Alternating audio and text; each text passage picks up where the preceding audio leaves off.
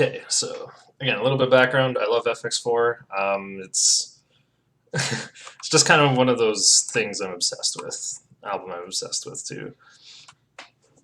One sec.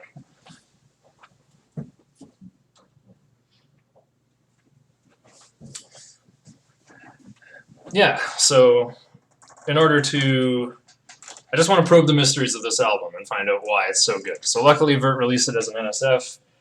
There's an NSF import version of Famitracker out there.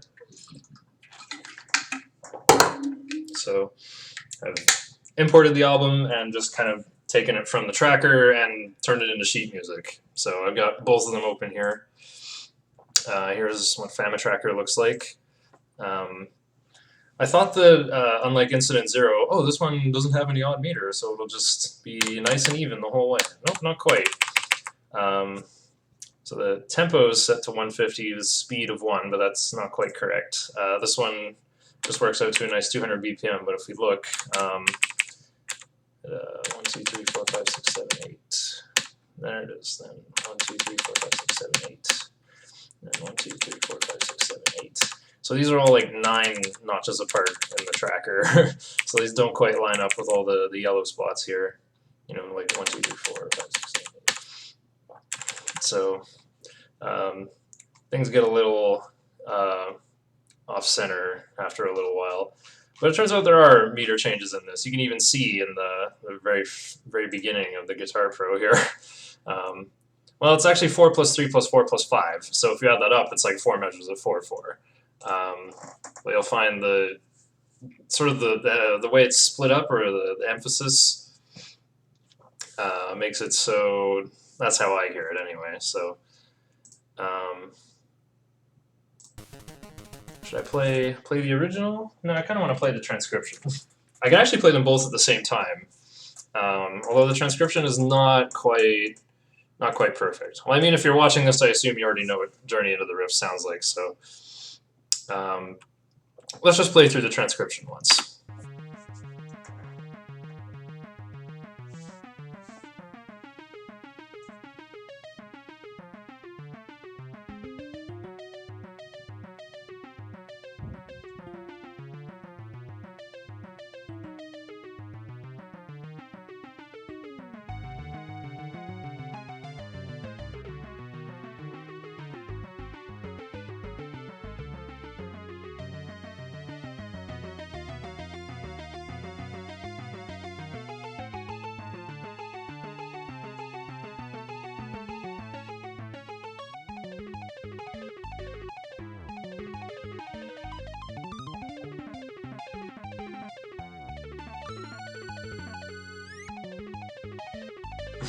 That bend doesn't sound quite like the real thing.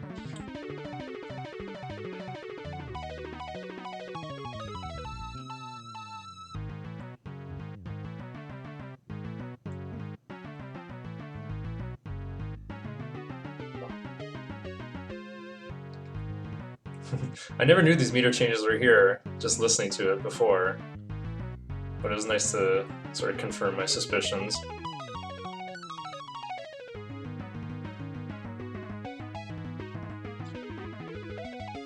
I kind of want to do a piano arrangement of this, because these, the two square waves are voice crossing. They're taking turns which one is the higher voice, so it's kind of hard to tell at a glance what's going on.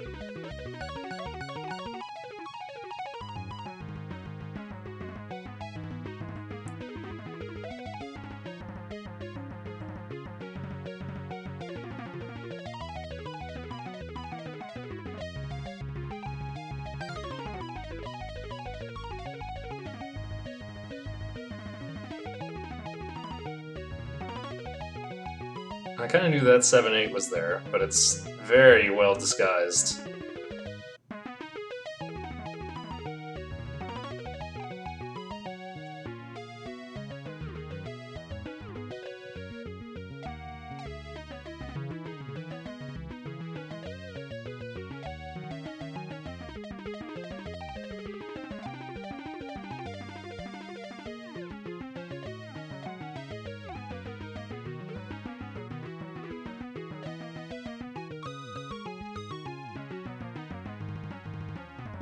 I never knew that 9/8 was there. I just thought that it kind of dragged over into the next measure.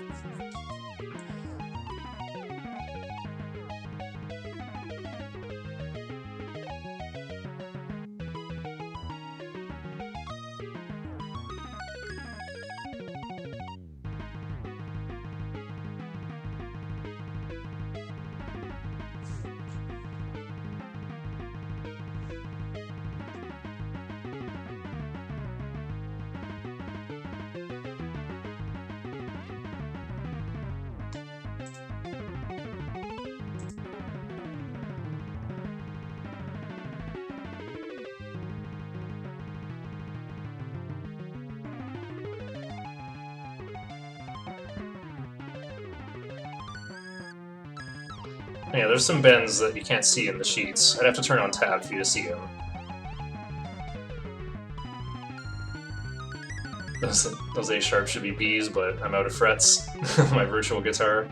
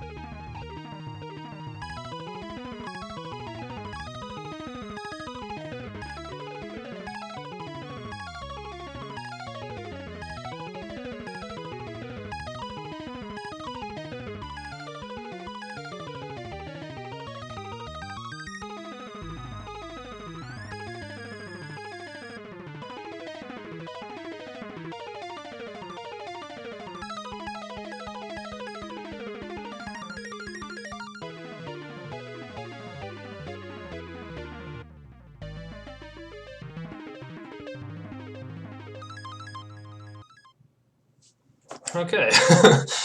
Whew, it took me about a week and a half to make that. Okay, so Journey into the Rift. The beginning sound, I knew it started with a sus chord of some kind, and it was in the key of G sharp minor, just from looking at it in like my piano looking preview on the plugin I have for Winamp, where you can see like which piano keys are being hit.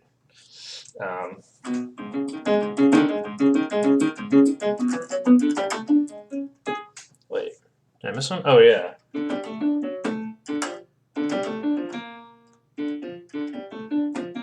It's kind of unusual.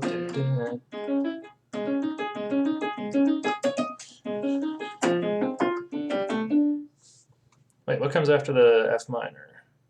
Oh yeah, D.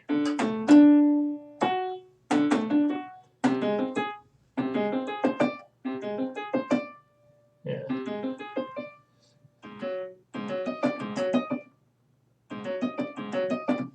Anyway, so yeah, that's our intro.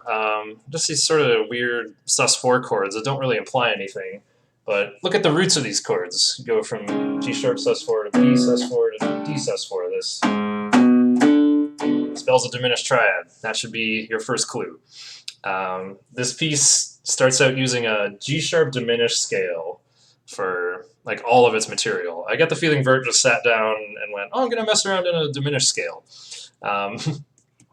So there's a nice double entendre that comes from this too, actually, because in the story of FX4, this is clearly the part of the story where they send some kind of unmanned drone to dive down into this deep abyss in the ocean to haul up the wreckage of the plane, the big MacGuffin of the story. So I'll talk about why diminished scale is great a bit later. So yeah, this uses a G sharp half whole diminished scale or octatonic scale. That one.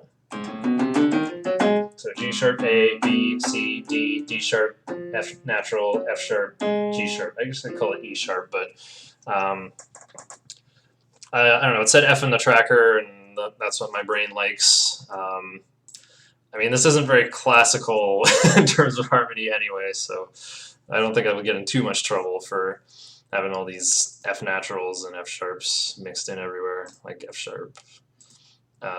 So yeah.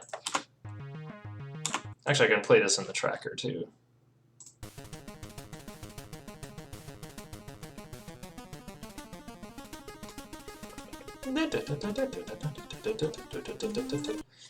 Okay, so now it starts to get tonal. This right here, when we get this F minor chord, excuse me, all the chords that you see in this section are chords that you can spell using this diminished scale. So you can get a D, right? We have D, F sharp, and A. You can get A flat major. You can get F minor. What else can you spell? You can spell B natural, or B major, yeah. Or B minor, take your pick. You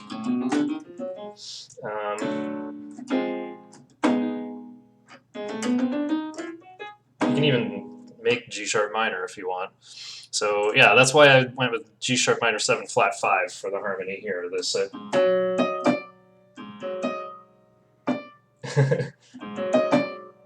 I guess you have both. You have D sharp and D natural. Oh, and then this turns into D natural and C. This, I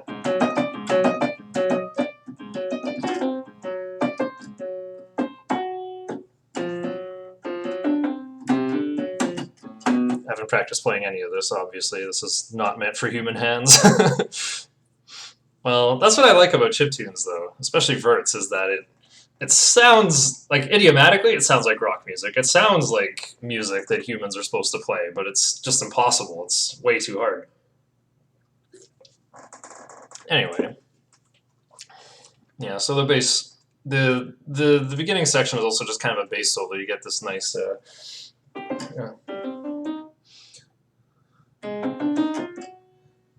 yeah, this first lick right here.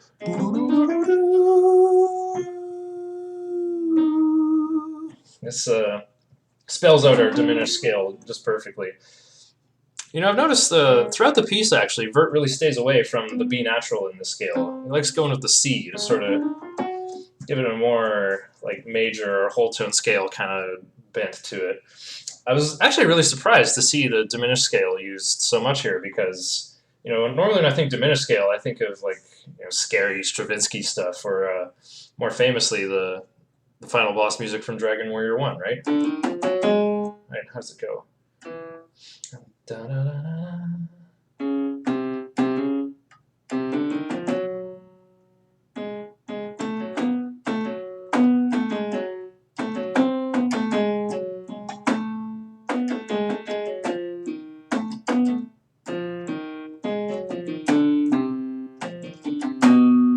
Yeah, that's how it goes. You know.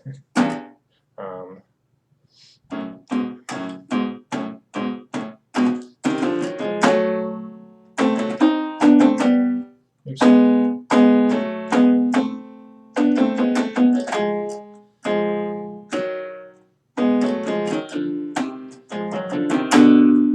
It goes something like that. You know, it's just uses parallel minor thirds on a diminished scale. It's like, oh, this is so scary. But this one is more like, ooh, weird bubbly floatiness at the bottom of the ocean, because it uses a C natural of the scale more than the B. And it probably, yeah. I just realized that actually. That's probably why it sounds so pleasant. I guess that's an option you have if you use a half-whole diminished scale rather than a whole half, right? Because if we use the other diminished scale for this key, you get this one. That sounds way more menacing. Because the first part is same, you know, 1, 2, 3 of a minor scale. You know, but then you get da da da. That's like, you know, kind of implies a harmony like that. You know, two scary minor chords in a row. You also get that sharp 7 going like a leading tone. But the other diminished scale, actually I guess it still sounds scary in its own right, but again, the harmonies the chords that you get are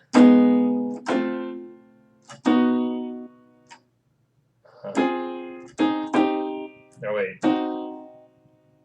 I guess you get a diminished chord, hey? And another diminished chord. Another diminished chord. Right, they're all diminished triads if you just go like that, but let me just kind of truncate these.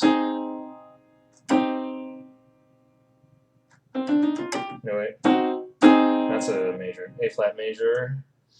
No wait, D minor or D major. You get B or G sharp minor. There's F minor or D diminished or D minor. Yeah, those are kind of the important chords. Anyway. Oh, that's brilliant. So this bass lick at the start is what implies the diminished scale perfectly. I wonder how Vert came up with these runs.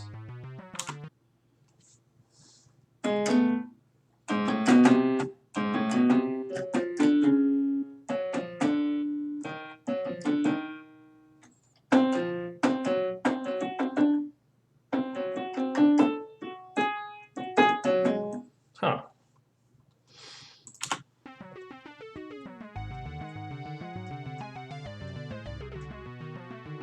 Then we get some counterpoint going on. Bass doing a little solo, and there's a little melody going on here. Oh yeah, then we get to this part. You're probably wondering, how does this monophonic square play in two notes at once? Well, let's listen ahead up to this part in the tracker, because it'll be hard to find by just scrolling down. Still not great at reading trackers. I've gotten a lot better at it, but...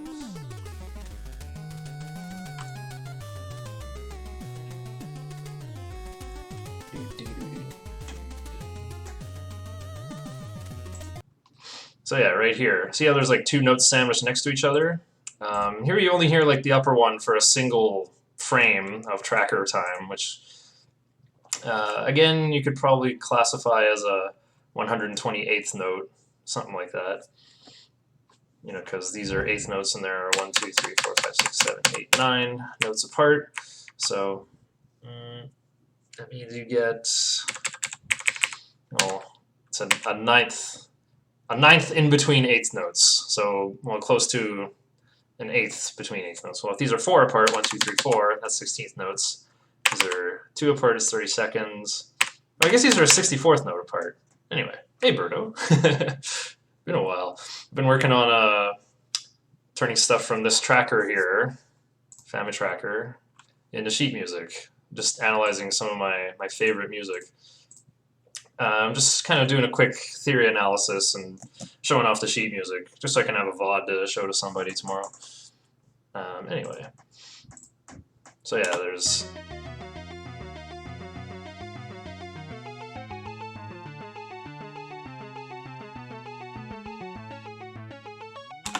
Alright, so here it looks like it gets more tonal, but it's actually still using the diminished scale for the most part. The interesting thing is this part is a recurring theme, or uses a recurring theme from FX4. This is the main theme from Scorching Sands from FX4. I guess I'll play a little bit of that. Oops. Oh, Scorched Sands, not Scorch. I keep thinking it's Scorching Sands. Skip ahead a little bit. No, I live on the island now.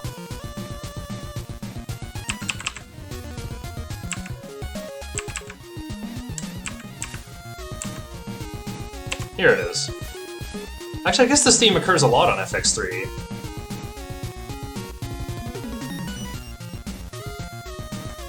This is a leitmotif on lots of tracks on FX4, but it stands out the most in this song, I think.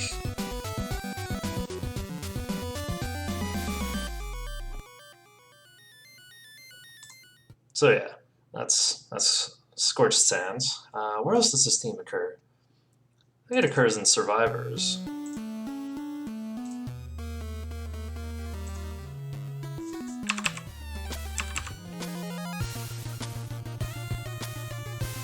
Oh no, that's the other theme.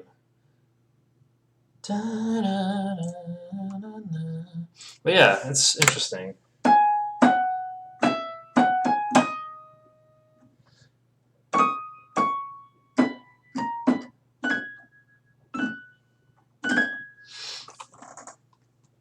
So yeah, Vert makes this theme work using this diminished scale. I have played a bit of Smash Ultimate. It's actually good. I mean, it's not like Melee, but it's fun. I like the mechanics. Anyway, I like what the bass does here too. The bass kind of tries to imply, well, everyone else tries to imply regular 4/4 around what's going on here. Although, if we go back to Scorched Sands is in 7/8 time. Well, mostly.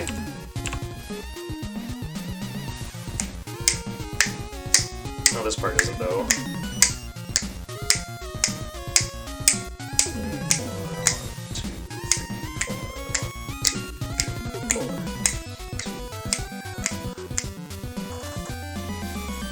And then the other part, I think, just has some changing meter. That might be why there's a sort of like, see how this like this occurs at supposedly on beat 1 of this measure.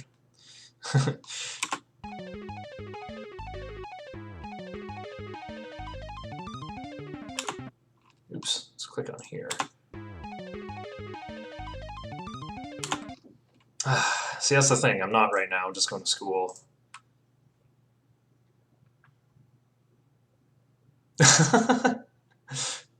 Hey, welcome back. So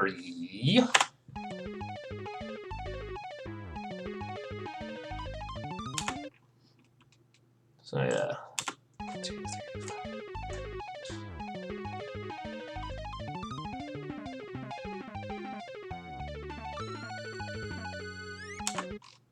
I don't know. When I listen to this, I still hear it as like the 4 + 3 + 4 + 5 kind of subdivisions. Yeah, I'm just taking one class though. I need to find some part-time work too. Anyway, this chord here, I called it A flat sharp 11. Although I guess I should call it G sharp sharp 11 because even though I prefer A flat. Yeah, this. You can spell this with a whole tone scale, right?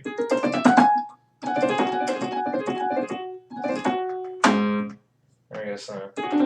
Oh, it says ADA.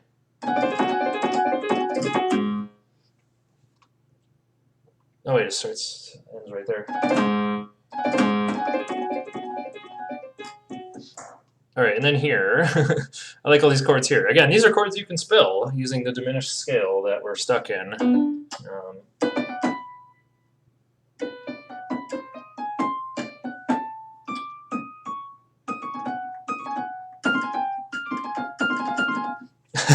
This is a weird way of spelling this F minor chord as well. I'm just leaving the G sharp there instead of spelling it with A flat. I guess I could change them all like that. I guess that's what happens when you read the tracker too closely. Everything in trackers is written in sharps. Anyway, let's just kind of go through here.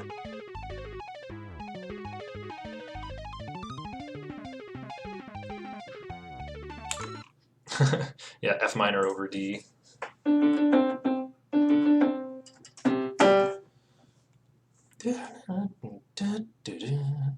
Is that actually a G natural?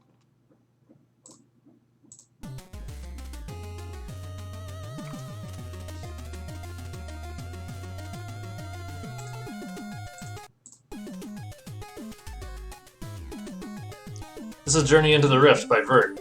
I'm showing off the sheet music I made over the past week and a half. Wait. Back to D. Yeah, I'm not seeing any G sharps in the tracker here. Oh, there's some delay here. These blue numbers here are the volume of the note, and like 4-3 means it's a delay echo, and it's not a real note. Like it's copied from, I shouldn't point at my screen, like this C5 up here. It's actually a delay echo. No, wait. Where's the C4 coming from then?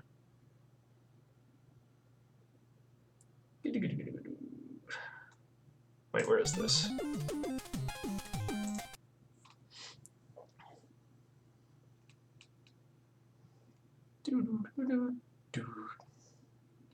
Oh, there it is. There's a G4. Oh, okay. These twos are the echoes. I see.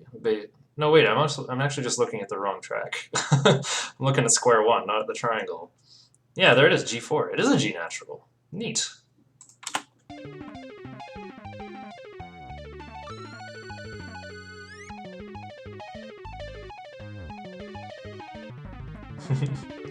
Works pretty well there. That Scorch Sands theme, even though it's got some E naturals and stuff.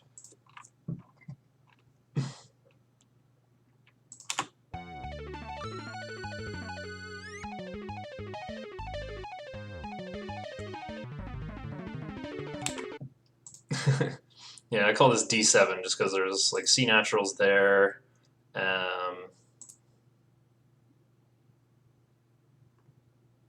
I guess I could call it. Oh, there's some C naturals there. Okay, and there and there. Whistle the big wheeze. Yeah, I don't have a pitch wheel on this keyboard. My keyboard actually got fixed though. I'll be picking it up next week. And my MIDI controller, a nice Korg X50. So yeah, I don't really hear the meter this way, although this is still how I notated it. Oh well. This makes it consistent with how I notated the other parts.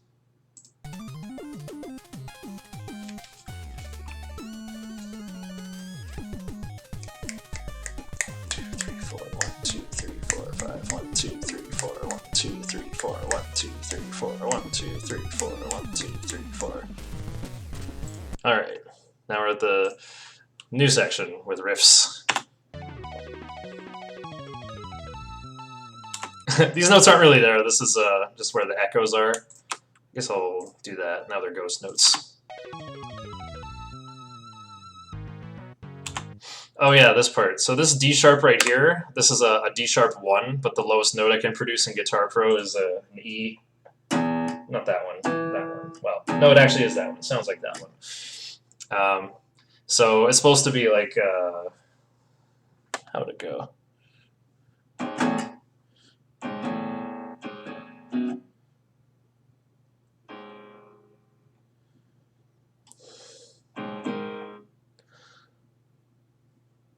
It's supposed to be D sharp, G sharp.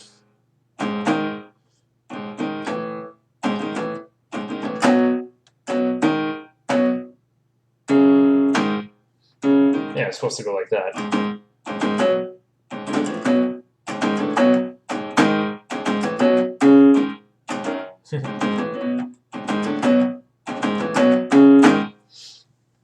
Unfortunately, I don't have low enough notes, but it still sounds pretty close because you still have this, you know. So I'll point the webcam at my piano for a bit. So D sharp and G sharp to G sharp, D sharp. So you still have this G sharp being repeated. You still have this kind of still sounds a bit like that.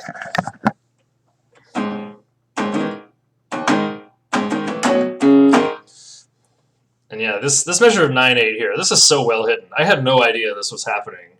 You know, I just kind of didn't really interfere with how I was bobbing my head. Jorf, thank you for finding this NSF import version of FamiTracker for me. I worked really hard on this transcription. It only took me a week and a half, though.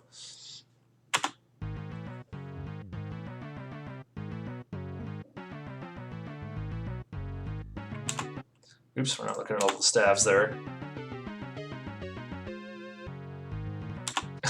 Yeah, this measure of 7/8 is pretty well hidden too. It gives a nice kind of like nice sudden interjection here. Also makes it line up again with 4/4, so anyone nodding their head along suddenly gets back on beat, and they'll feel good about it.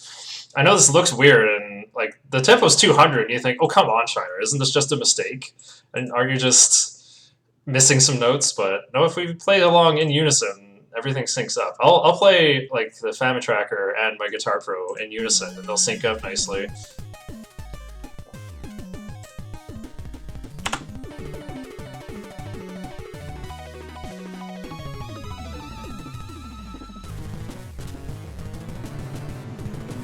Oh. Never mind, had some kind of MIDI note-on glitch. That's unfortunate. So yeah, this is all like parallel fifths, where like all three instruments are just playing in power chords together.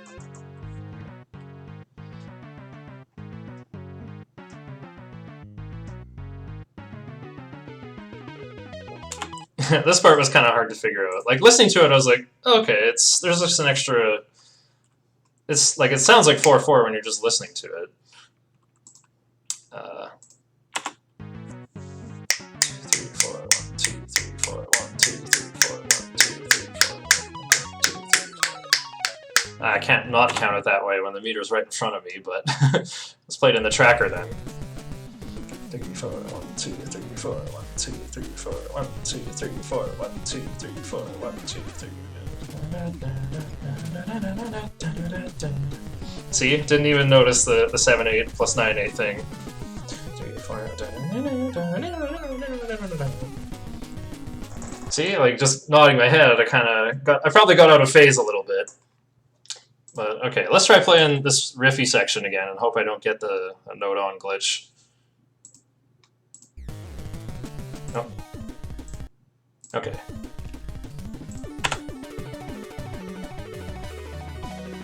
Sound like a beat behind. Behind. Pretty close.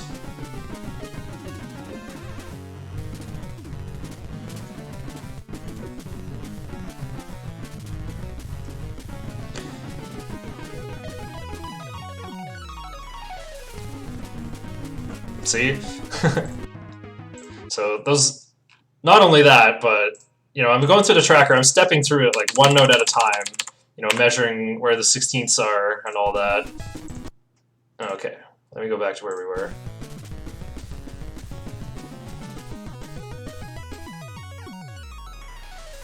Alright, so now is where it finally gets tonal. You know, we get all these nasty diminished scale riffs. Actually, wait, what are these? Yeah.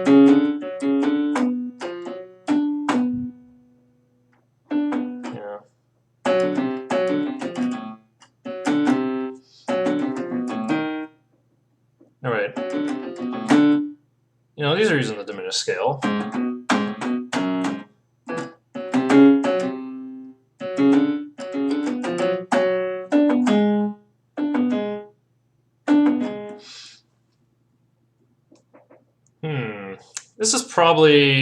This is probably a measure of 9/8, and this is probably a measure of 5/4, then 6/4. That's probably how it works, but I guess this G sharp, or I guess I'm kind of sticking with the form of this like da da da da da da da. It looks a little bit like that, but the contour is a little different. Can I do this?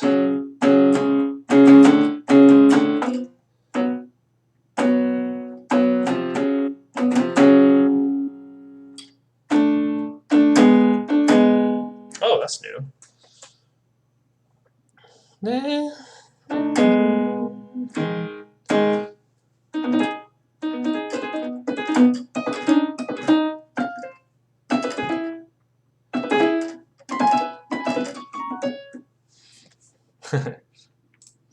Yeah, this part is pretty weird. It just kind of comes out of nowhere. I like can't feel the sense of melody. It sort of goes from turning into a bunch of chaotic arpeggios, and all of a sudden the melody like finally breaks above the surface of everything, and it introduces this really uplifting next section.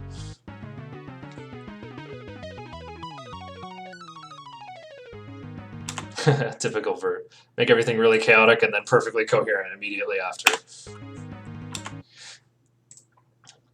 So yeah, I didn't know this cool bass line was here either. Like, just listen to it soloed.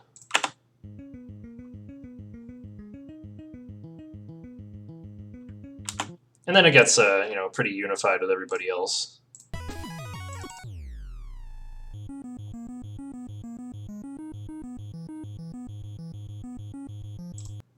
Yeah.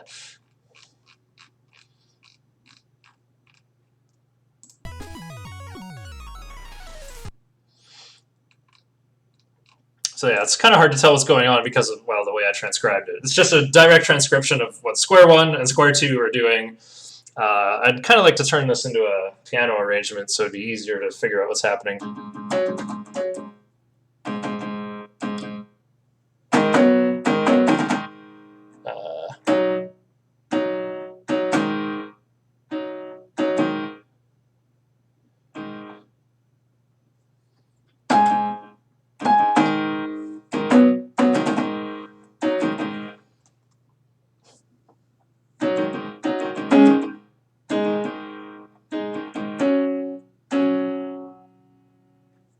Wait. Da, da, da.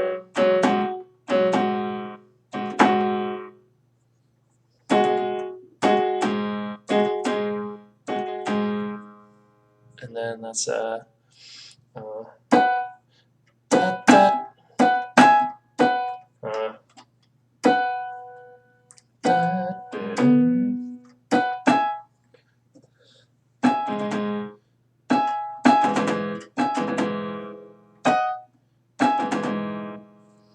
Da.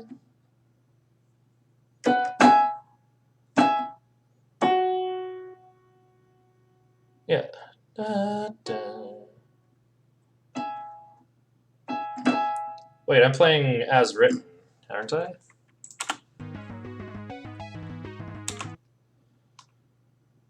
I'm getting confused because it's it's a Guitar Pro, so everything is sounds an octave lower than written.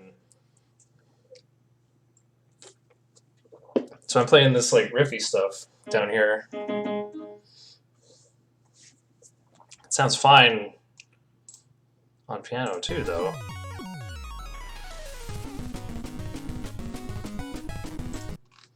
That. Yeah, you can see it in the tracker here, right? F#4 on square 1, but G#4 on square 2.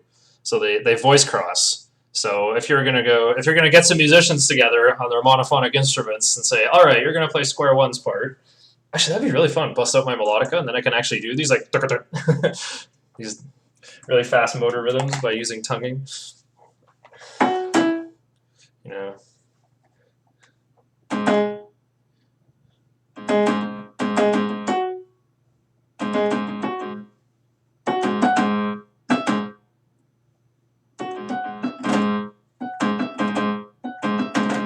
Oh, right.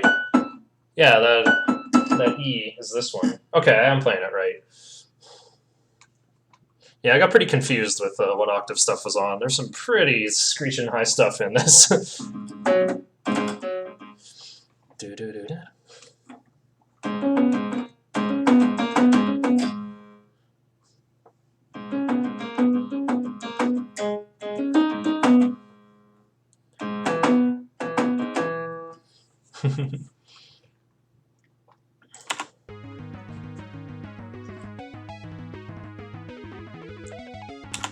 I love this little melody here.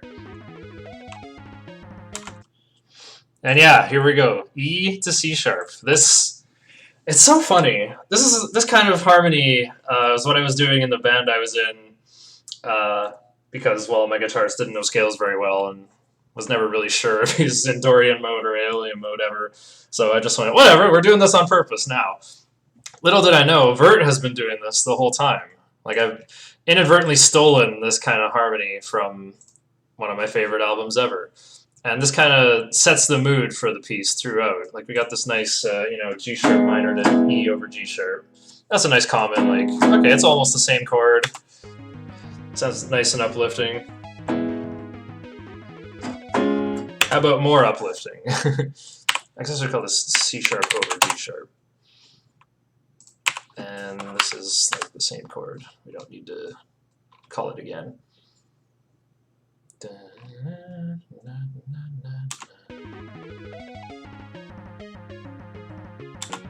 Oof. So yeah, going from E to C sharp, you know, I can play this so many different ways on piano. These two chords are really close together. You only have to change two notes, right? We have E, G sharp, B, and this E major chord. All we gotta do is change the E to E sharp and the B to C sharp. Yeah, mediant related chords, as they're called.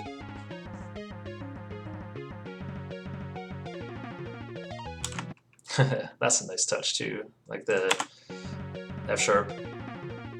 Again, I apologize for calling this A sharp minor instead of B flat minor, probably my favorite key / chord, but we're in a key with sharps, so we're going to stick with sharps.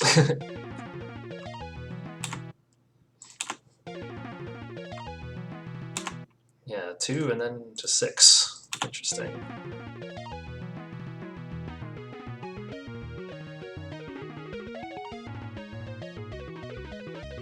Yeah, this is a polychord, I call it. You know, there's a B chord going on up here, but the bass is doing this.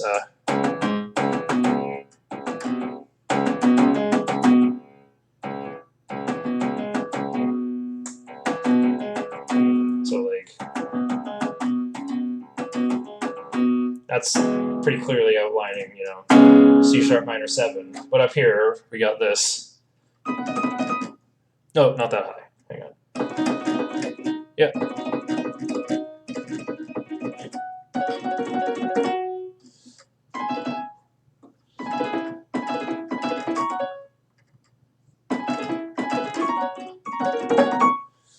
Oh wait, it doesn't go back up. Arpeggios are hard. So yeah, I wasn't quite sure what to call this. You know, you can't.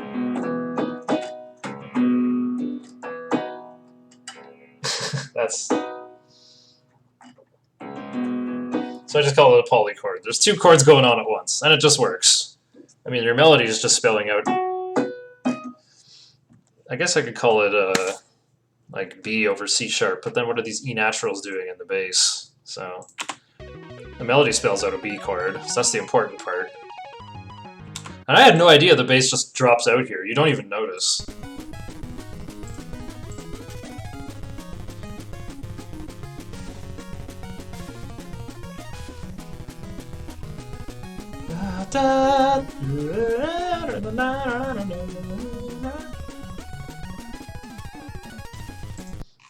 It's because there's a nice drum fill there, I guess.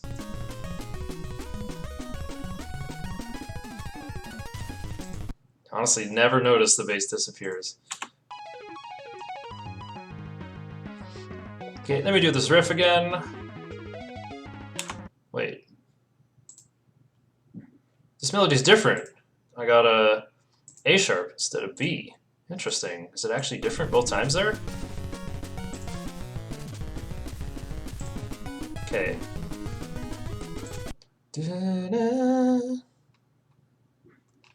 Okay, it's in square 2.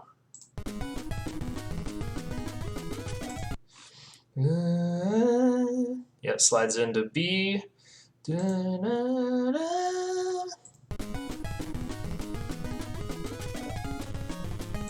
Okay, so second time.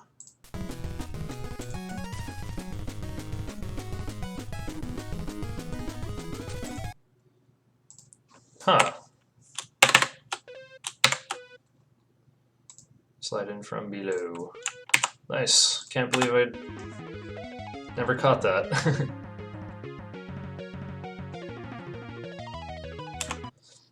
Yeah, this is great. Like, we come straight out of this C sharp chord, which has this like E sharp, and then a melody that just spells out the like the E natural again to remind us, yeah, we are in G sharp minor, but things are pretty exciting.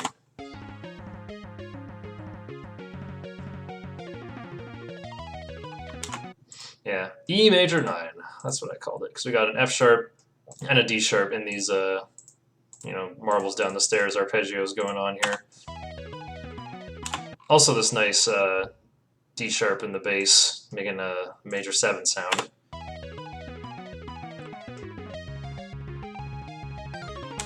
Nice variation here too on the C sharp chord this time.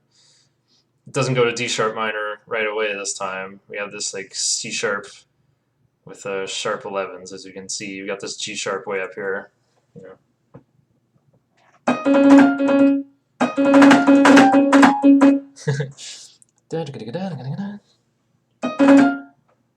And the melody too.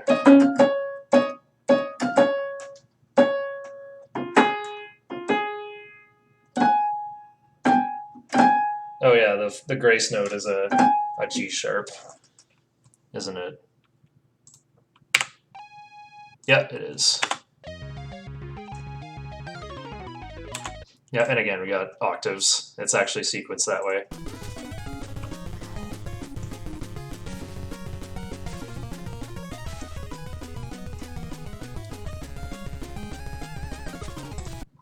Yeah, see, there it is again, sandwiches, an octave apart, G5 and G4. And look how high it is. It's got the AVA over it, because it does go that high. Almost ran out of virtual frets.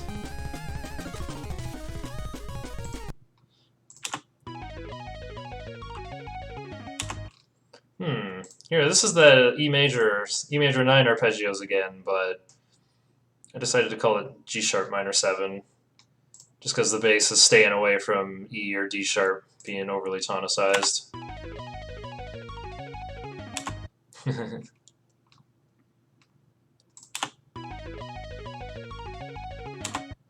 Yeah, and this one, A sharp minor over G sharp.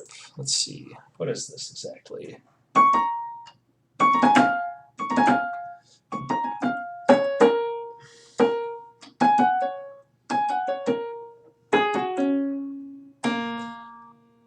Okay, so there's one G sharp in the whole thing.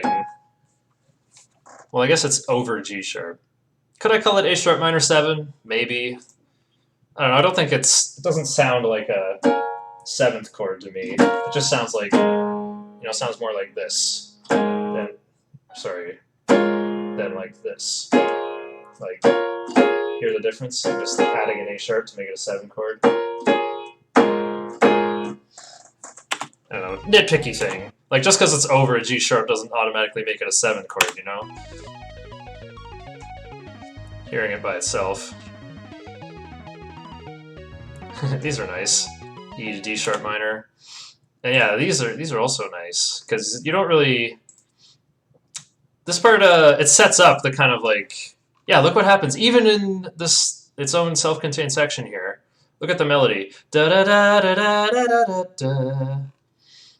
Oh, I guess we don't have the...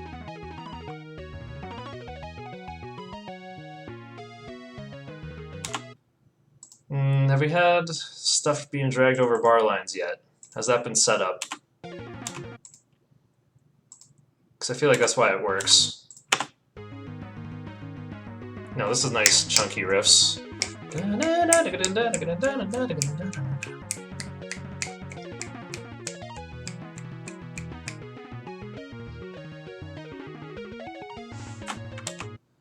Oh, look at that. Another A sharp. Now I gotta go back and check.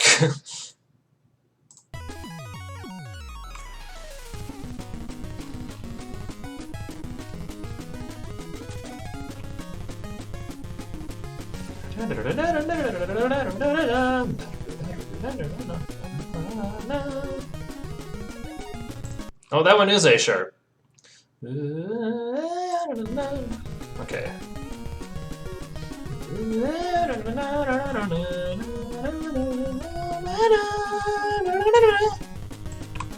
Those are ghost notes.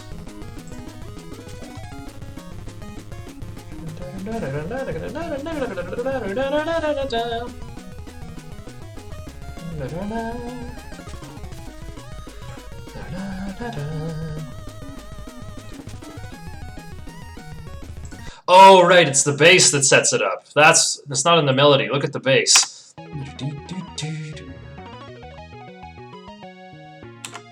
Yeah, so the bass sets up, and the drums too.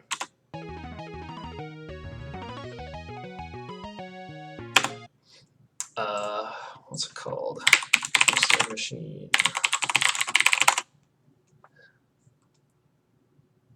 Oh, from Guitar Freaks. So a really common thing in fast rock like this is to have, well, in punk rock too, is to have notes that go over the bar line and like tied to the next note. Like just have accents like this.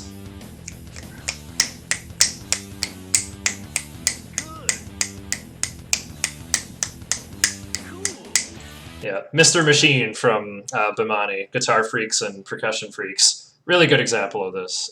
Boof by Machine Eye Supremacy, which is featured in The Groove 2. Sorry, in The Groove 1. Another good example. So it's a really common thing in fast rock. So of course it comes up here too. Like listen to the bass line. Let me solo it for you guys here. So when you hear this, your brain thinks it's all offbeats. So you're like, oh, okay.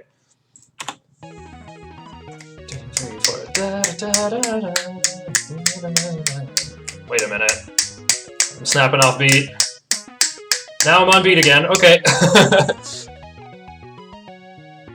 But when you see it written in sheet music, it just works out perfectly. It's actually going like da da da, like 1, 2, 3, 4.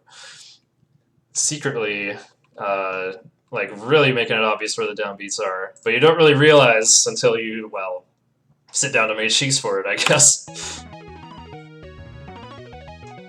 Oh yeah, and about this like dotted 8th note to 16th. This is, it doesn't quite sound this way either, but... Oh, let me go back one more pattern.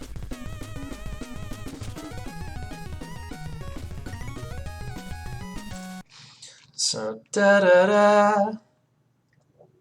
Let's see, it's right here. Da da da.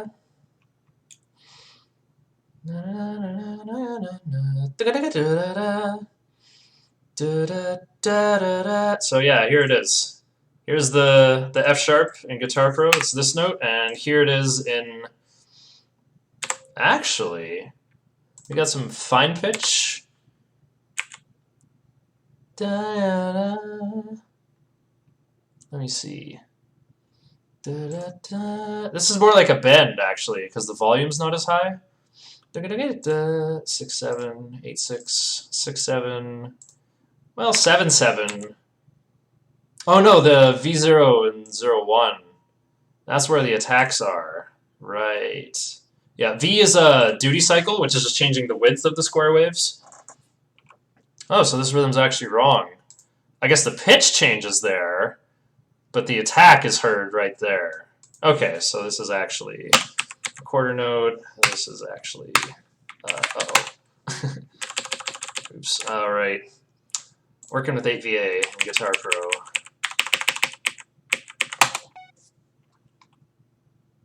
There we go.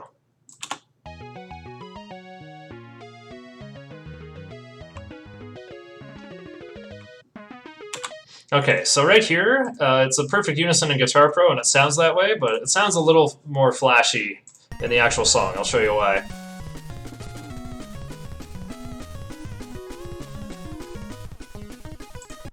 So yeah, it has that nice, like, nice sort of phase distortion effect to it.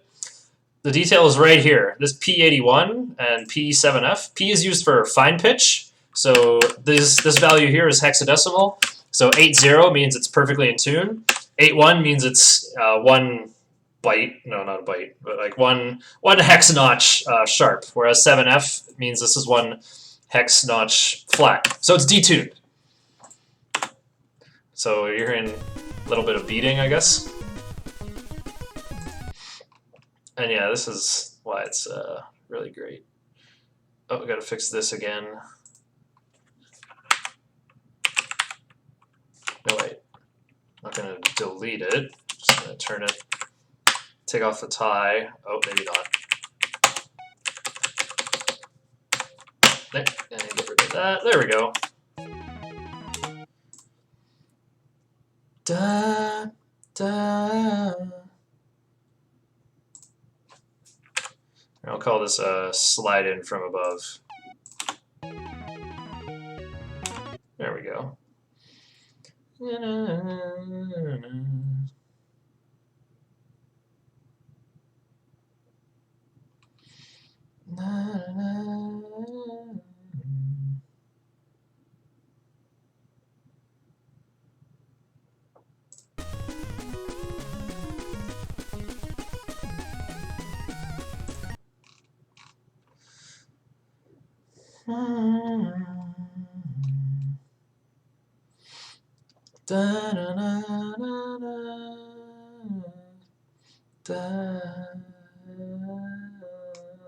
Yeah, it's vibrato there.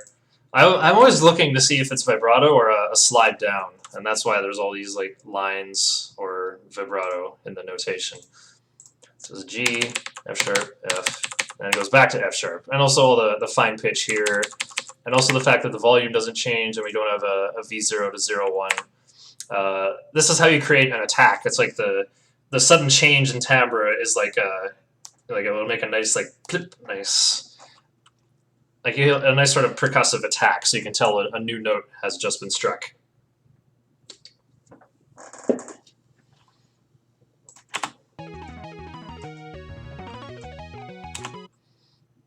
Oh, I'm doing it again here.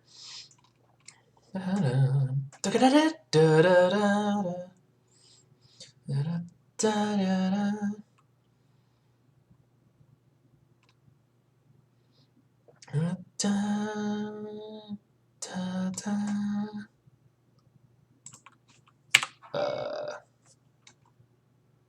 just going to delete that entire note.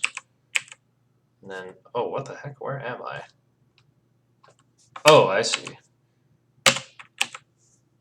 Take away the legato. Boom. Okay. Da da da. Slide in from above. There we go. Oh yeah, just to go back, talk about harmony a little bit.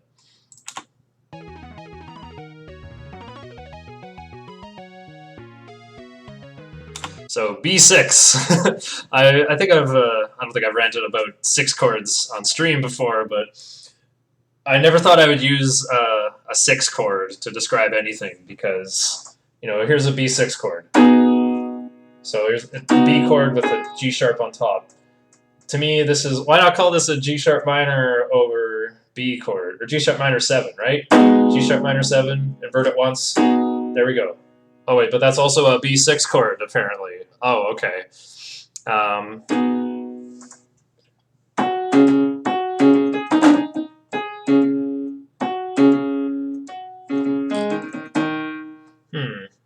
Maybe it changes, actually. Maybe it's, you know, we have G, E, C sharp going to D sharp, B. This is pretty obviously like our B6 chord here, but this, it might be something else if I mute the melody. But my ear doesn't hear it that way. I don't hear this as 2 separate entities that changes on beat 3. It just sounds like one complete chord. Yeah. So yeah. I think the reason why I called it B6 is because of the melody. You know, this.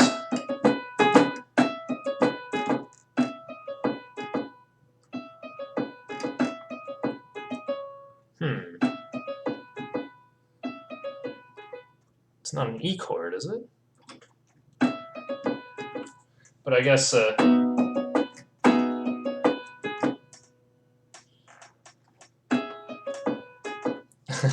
isn't really a B in the bass until later, so I could maybe call it a slash chord. I don't know. You know, I get the feeling someone's going to look at this and go, B6, that's not the harmony.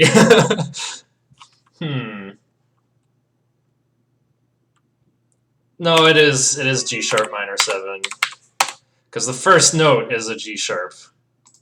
And then going down, you know, B, bouncing down to the G sharp. And then, so this E just works like an appoggiatura, because it does, like,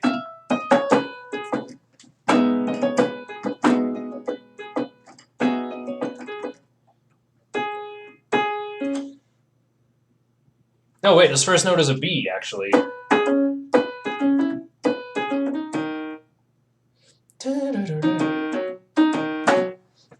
Oh, of course it's B6. There we go.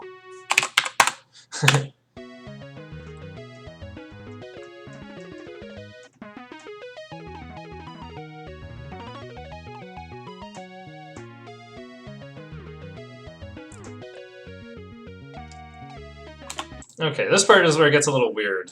This D sharp to D natural is actually like a chromatic passing tone to this sort of C sharp minor section.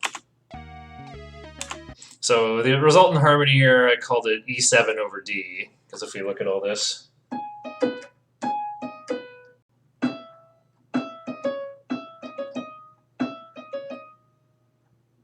should call this E major 7 over D, actually. Because the other voices have D sharps, but there's only a D natural in the bass. Not the first time I've encountered this kind of chromatic instability on this album. Because Incident Zero had like F over E chords and like A flat over G chords, lots of stuff like that. So let's play ahead to where that is.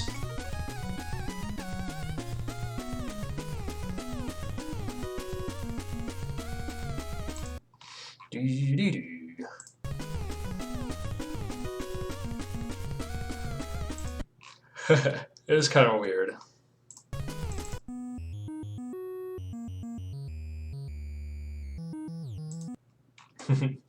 And also like the tie, like 1/8 note in, is also kind of weird. Oh wait, before I go on to this section, the reason why this whole previous like you know, E to D sharp minor section is so brilliant. It's not obvious just from my transcription alone, but just listen to the drums when we get there. It hides the meter changes perfectly, because the drums just keep up this like double time. Oh, not quite. Here we go. 1, 2, 3, 4. Right, so I guess in the part right before, we're used to like the double time snare on all the offbeats. Then it starts playing some accents. 4, 1, 2. Now it's on beat. Okay. Now it's off beat. On beat again. And your brain doesn't quite realize it's happening. It's great. That's like a very Mike Portnoy-esque thing to do, to just like be mischievous. Just keep time constantly over meter changes. So yeah, this part, I kind of looked at the riffs and went, this looks like C sharp minor 7, I guess, because we have an E, we have a B natural, we have C sharp, and we got E.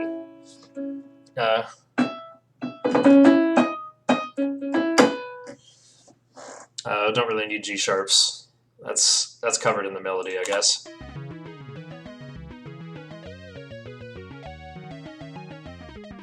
Okay, so yes, I changed key for only 4 measures because it just sort of made sense, because it goes to F minor, and I called this C minor 9.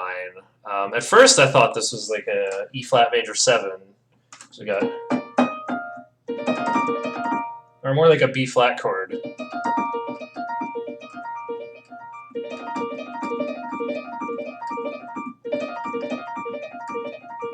But there's a lot of C's in the bass.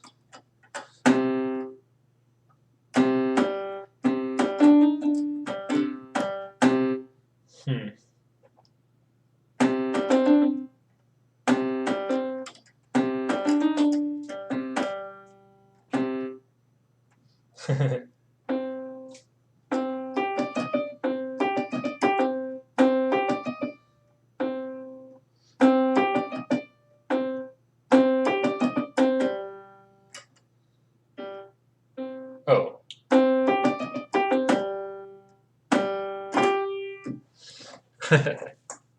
So yeah, this shape in the bass line here is what sort of makes it sound like C minor, because we got C.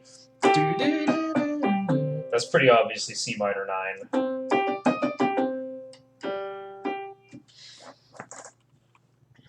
guess I'll call this C minor 9 over G. And also, when you listen to it, like it's as soon as you get to this E flat chord, you can feel the key the key changes.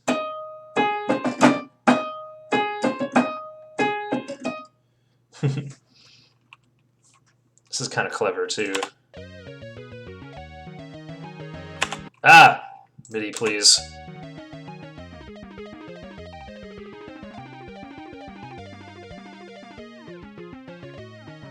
And this is clever as well. You've got some common chord modulation here on this C sharp chord, C sharp major 7, because you think it's a D flat chord coming from this 4 flat area kind of stuff, but it's actually a C sharp chord. So it is the same thing, but this is kind of the elision between flats and sharps as a key area. It starts to happen there.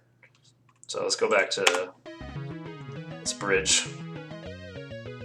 Oh yeah, and this part here, I remember I notated this wrong. I notated with a bunch of 16th notes because if you listen to it soloed, you know, it sounds like that, right? But it's actually just delay.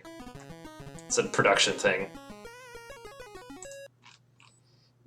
Again, if we look at all these, the blue numbers are volume, so we got 9, 9, 8, 7, 6. That's a nice strong attack. But then this 5, 4, 5, 4, 5, 4. Those are all delay echoes. Like you can see, this A sharp 3 right here. It's echoed right here at 5, 4, and this G sharp 4 right here echoed later at 5, 4. G sharp 3 right here echoed later at 5, 4. So it's exactly the same as a delay machine hooked up 3/16 notes later, right? So I just took the strong notes, and that's what this is what it sounds like by itself. Oops, soloed the wrong thing. Oops.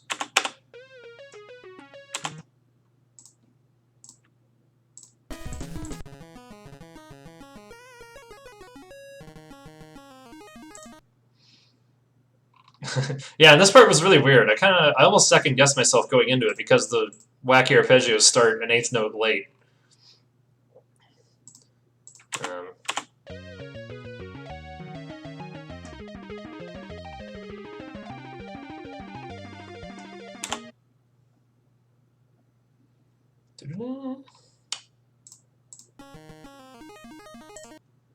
I gotta start back here.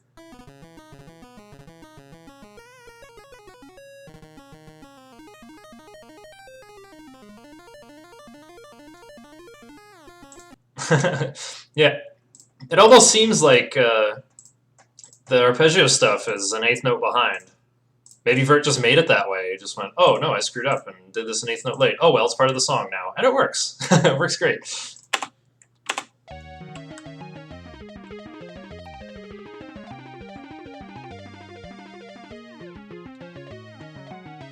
Yeah, this part is great. I wrote in the bass for this part later.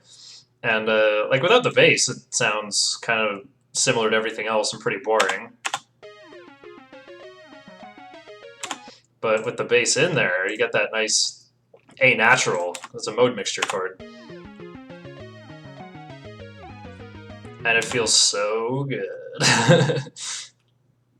Especially because it's actually a chromatic harmony kind of thing, because you have this A sharp starting off the measure, then A natural, then G sharp. So we got some nice descending chromatic bass line.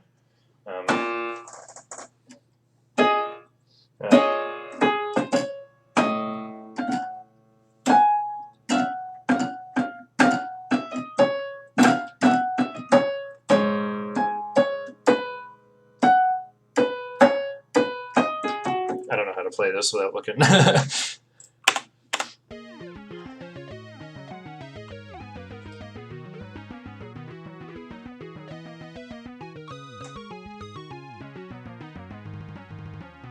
Okay, so this part, the end of the bridge here, let's just listen to the whole bridge again, because I want to highlight really try to listen where the key change occurs. I really think the key change for 4 measures is necessary. A natural.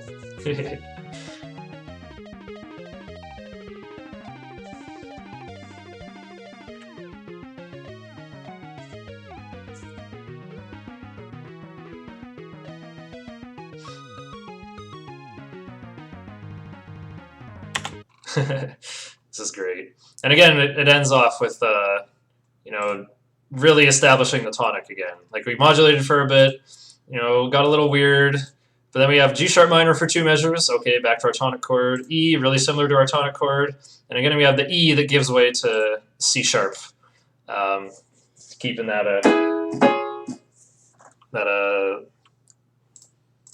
just that particular change in chords was really important in the last riff and sort of defines the song itself.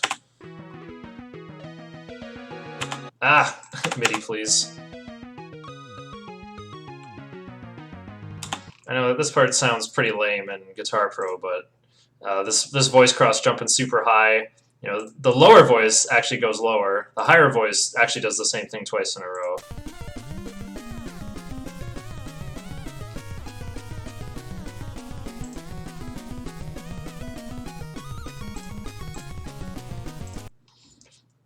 And this, yeah, it's all timed perfectly here. Because you don't hear that E sharp until the second measure, right there. Where does the key change occur? Well, as you can see, I changed the key signature for just 4 measures here in the bridge. So again, starting from the C sharp minor 7 chord. So we're definitely in this 5 sharps key. And yeah, it's right here. Hearing all these C naturals kind of really shakes it up. Because yeah, I should point out you don't hear any C sharps in all these, or sorry, you don't hear any C naturals in these previous riffs, except in that extra flavorful C sharp 11 measure, like the second time through these riffs. Like look around, there's lots of B naturals to set up this E chord, you know, our tonic chord of G sharp minor when it comes back. Oh, here's a B chord. B in that E major chord. Yeah, here's lots of B's again, back in G sharp minor and E.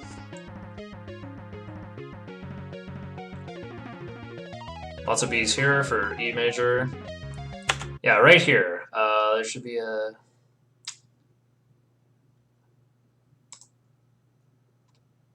Pretty sure there's a...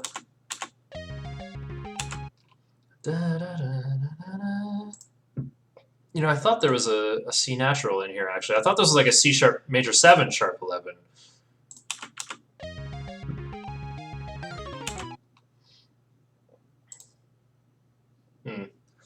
Looks like a spam bot for other people's music. Cool, I'll listen to it later.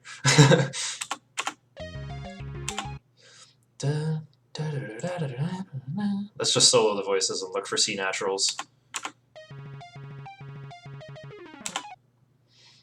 Nope, these are... Nope, this is a...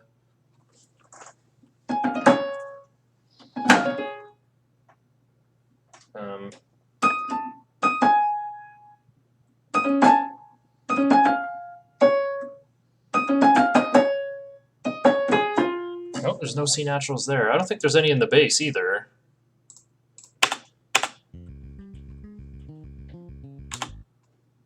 Nope, just E sharp right there. Yeah, there's no C naturals anywhere in this first section of riffs.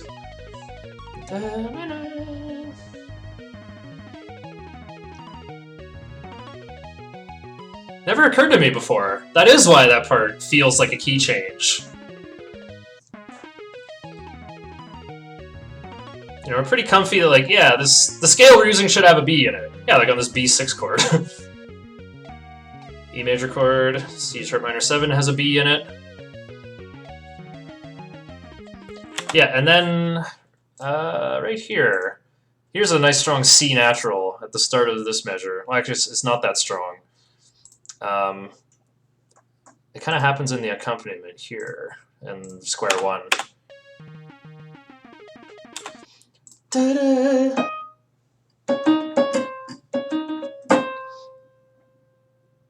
Huh. Yeah, I'm really used to it now because I've been listening to this a lot, but I guess there's no C in the very first measure. Well, there is right here in the melody. You know, it sounds like a... This sounds like a chromatic approach tone at first. But But then we get this F minor chord, and there's like C's all over the place, right there and right there. And the C minor 9 chord, there's no C in the arpeggios, but there's a C in the bass. And it's like really like, emphasizing it.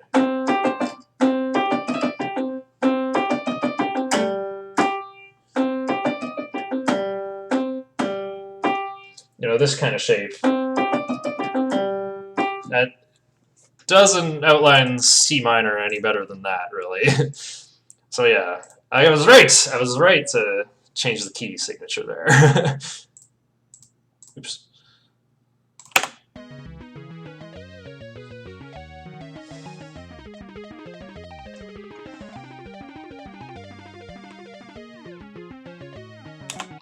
I think if we listen to the melody by itself, though, it's not that big of a deal. It's less obvious.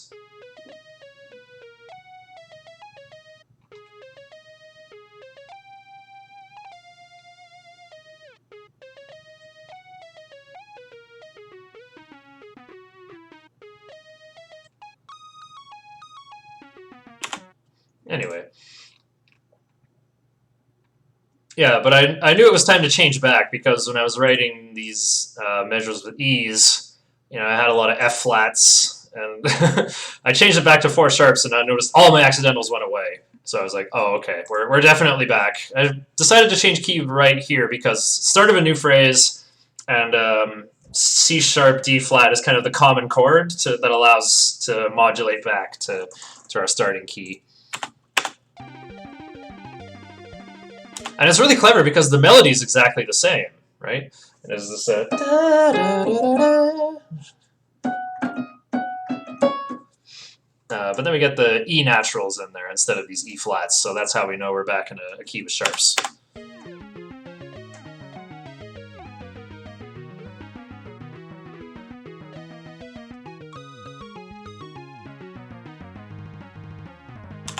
And this is great. I did not know this was a measure of 9/8. I thought this was like, you know, da, da, da, da, da, da, da, da, da. You know, I thought it was just, you know, slapped on top of beat 1 to sort of like make room to just go like, oh, I'm out of beats to get my idea through, so I'm just gonna slap it on top of beat 1 because it's a chip tune. We don't have a lot of voices. We just gotta write over top of things, the way sound effects go over top of music in a lot of NES games, but. No, sitting down and writing this actually is a measure of 9/8. And again, it's pretty well hidden because the drums are just kind of going like doing a big fill. Actually, the drums just disappear.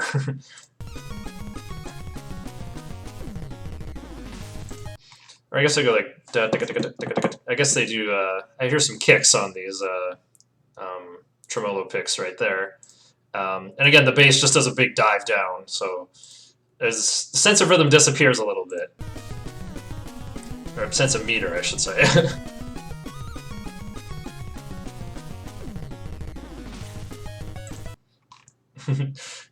It's kind of weird, because... No, that sounds accurate. It doesn't sound as good, though. Probably because my vibrato is not as strong or accurate. Let me just solo the square waves so you can hear that.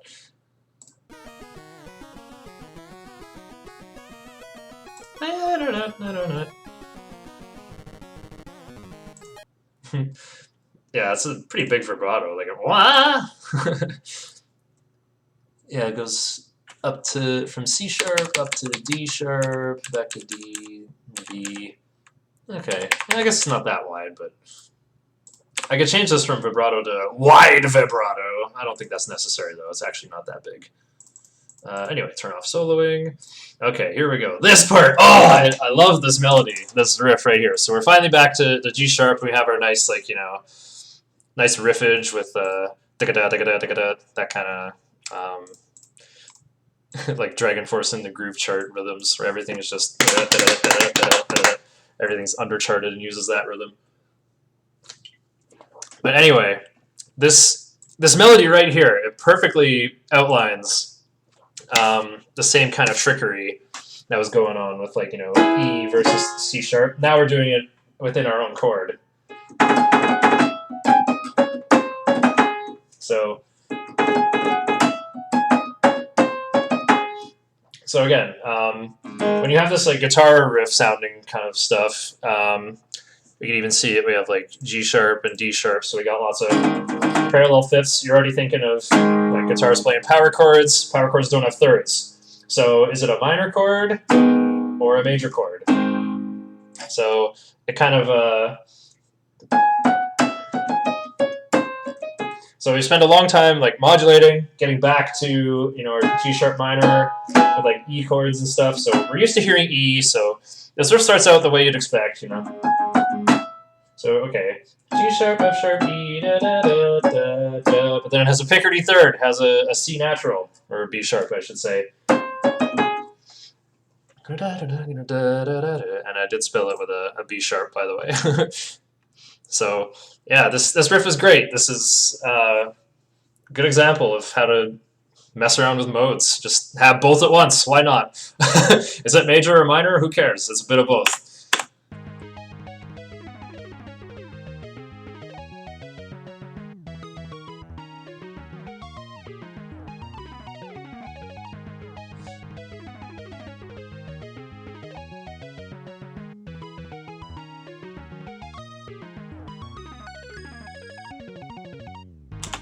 Another very well hidden measure of 9/8.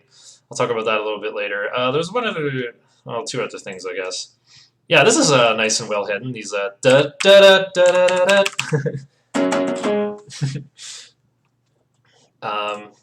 Because yeah, you have the da da da da da. What note is that?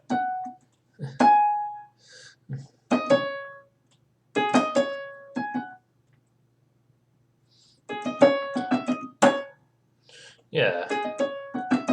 So we got the melody on top here in square one, but down here, in between these notes, it's sneaking in some lower notes to play the rhythm part. So I did notate that in the chord symbols. It's definitely there. Let's just go back to here.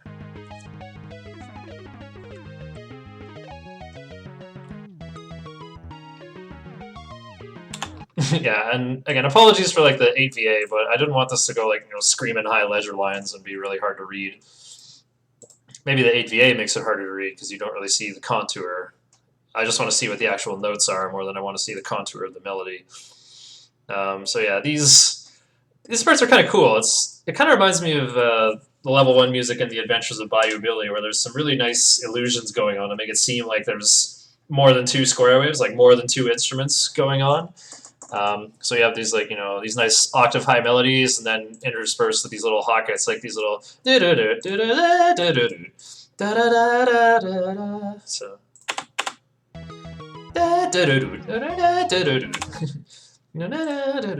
you could play it on one instrument though. So that's the beautiful thing about chiptunes. You can't really tell if it is like just one instrument going like.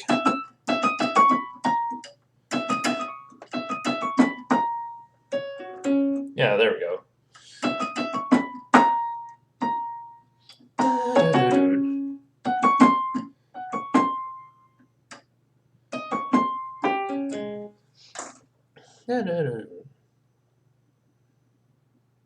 Oh, that is kind of weird. G sharp and G natural at the same time. Is that really what's going on? I guess I'm beautiful. Some days I sure am.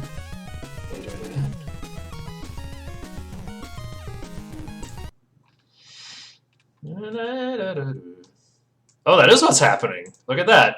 G sharp 3, P80 is exactly in tune with G3. Oh, vert. That's nice and sour. How have I been? Well, content, but content but low in income. So, still gonna find a job. Need everyone to spirit bomb. Send me motivation for that. I have been pretty happy to work on this huge project, though. It's transcribing some really fancy music from Vert.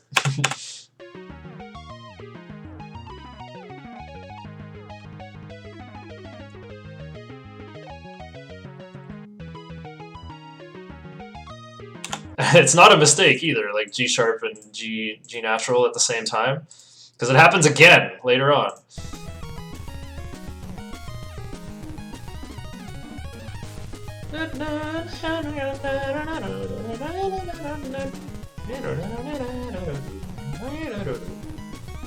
Oh, there it went.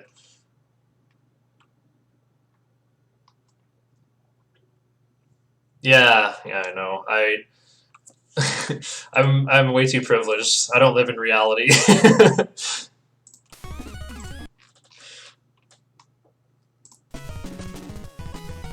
I think I'm way too exceptional for my own good. Wait, what am I looking for? Right, I'm looking for the other. There it is. G sharp 3 and G natural 3 right there on this beat. I guess it was an experiment.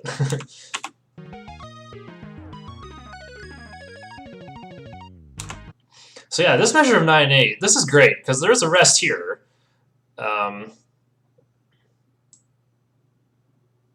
Here, these can be ghost notes. No, not those ones. Just these ones.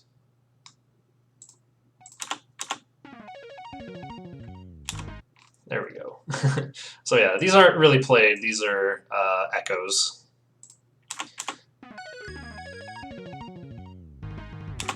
So yeah, this measure of 9/8 is really clever because it's not like it's not like Vert wanted to say, I want this to exactly be a measure of 9/8, or it needs to be this extra eighth note here. It's more like a feel shift.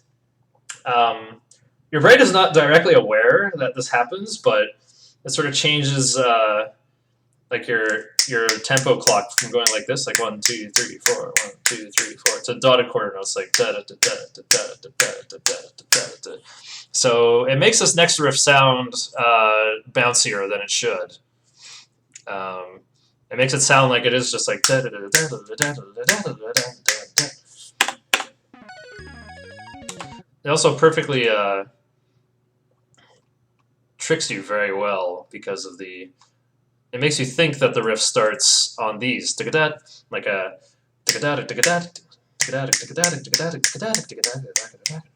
but it doesn't quite work that way.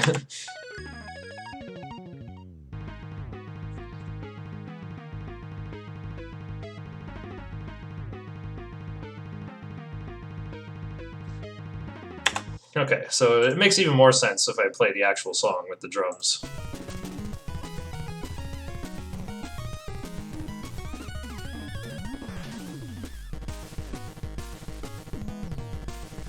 I was not aware of the cool bass line either.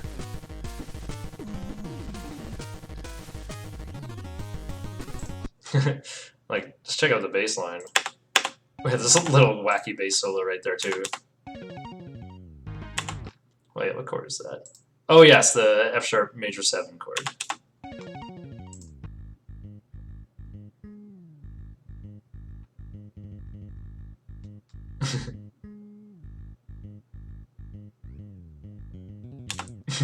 Yeah. All right, here we go. And this is another thing I deeply wanted answered about this track, is how do you get this kind of really spooky chromatic sound? Well, it's not chromatic, it's bluesy. I also wanted to see like exactly how it was played. It's so fast that you can't really track what's happening. So what is going on here? It's more like a bebop scale actually, because it has a major 7th as well.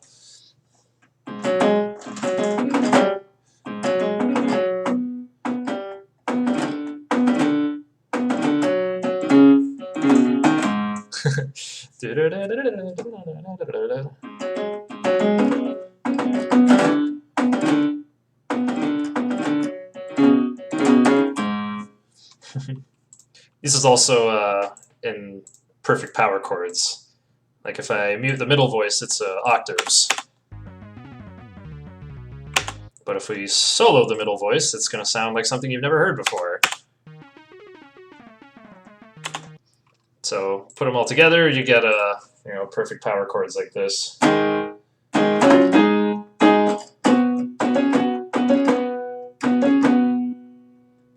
don't know what comes next.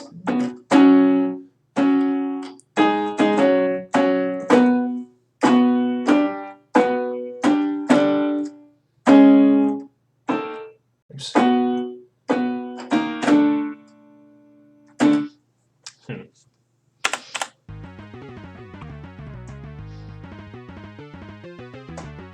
Yeah, and again we got some octaves.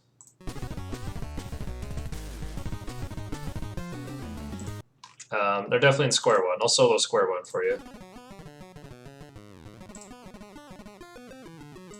Very unusual timbre too, going from V2 to V1.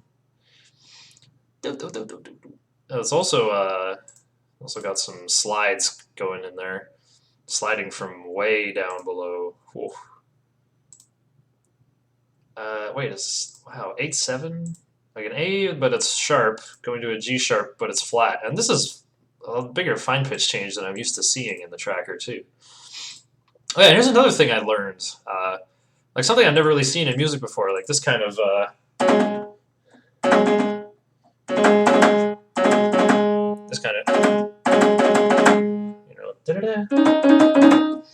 this way of doing like some if you're gonna have like some chuggy rhythms, instead of all being one note, you can make the first note lower.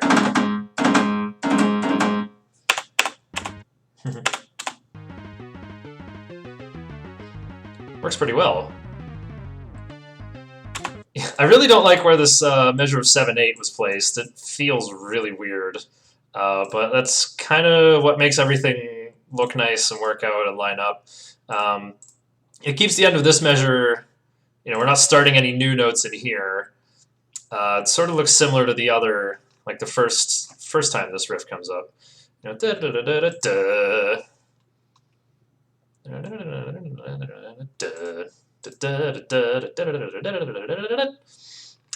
also means you can get through all these chords, these arpeggios in one measure. And thankfully these are all in unison. This would sound pretty busy if it was harmonized.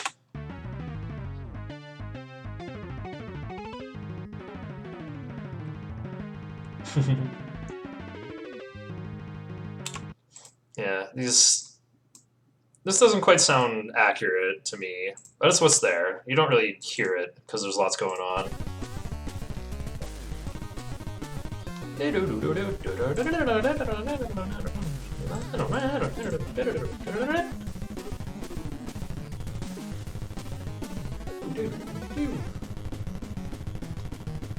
Yeah, to me it just sounds like but if we solo these,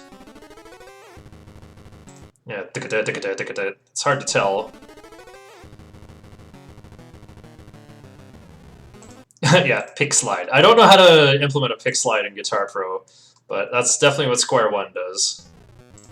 Yeah, this thing right here. Oh yeah, it's in octaves. This is that V2, V1 timbre again. Goes really low, like way lower than I could ever write in Guitar Pro.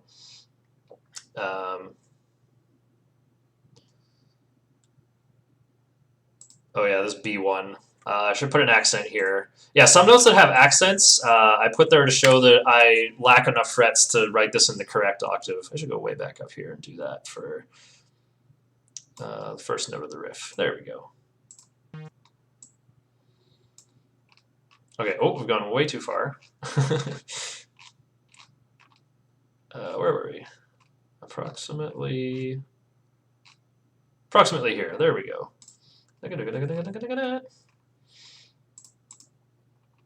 Yeah, this measure of 7/8. Let me see if I can listen to it in the tracker and like detect it.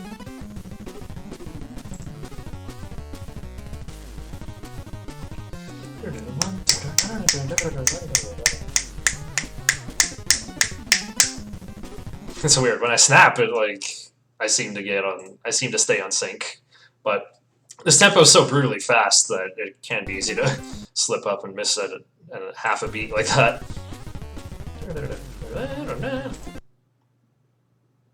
Oh, it's this measure that feels like it's cut short to me.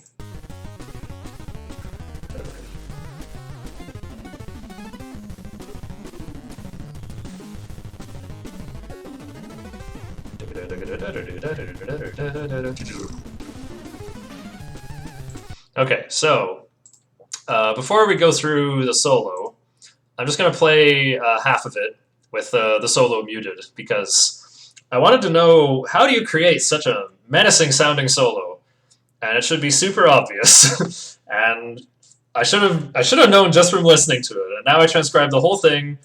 Well, actually, what I did was I did the rhythm part. Like I ignored the solo. I transcribed the entire rest of the song first, and then transcribing this, and then I could even put chord symbols to it. Oh, it's super obvious. We're finally back to that diminished scale that was at the start of the song. So again, that's how we go from all this beautiful tonal stuff in G sharp minor with lots of mode mixture and stuff. Then we get some riffs that have some accidentals. Then we get some bluesy stuff.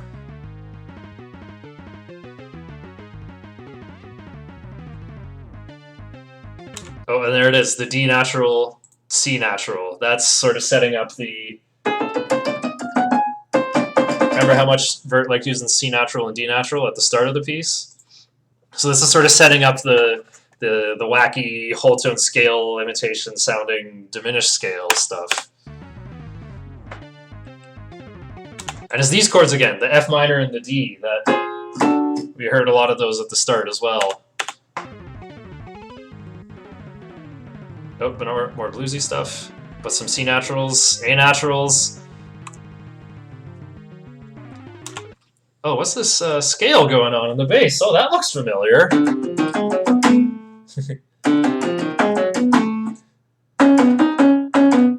Oh, wait, it wouldn't be C sharp. There we go. So yeah, the bass walks up the diminished scale. So yeah, I was saying, why diminished scale? So I had I had a thought. I've been listening to this song a lot, and I always get this mental image during the solo of, oh, the probe is getting close to finding the wreckage. Oh no, rocks are falling. Oh no, a gigantic eel or a huge fish is zooming around. Like the eel in, I think it's Mario Party 4. There's like that one race where you're like swimming ahead, and then the eel comes out of nowhere and steals your coins. I picture that eel.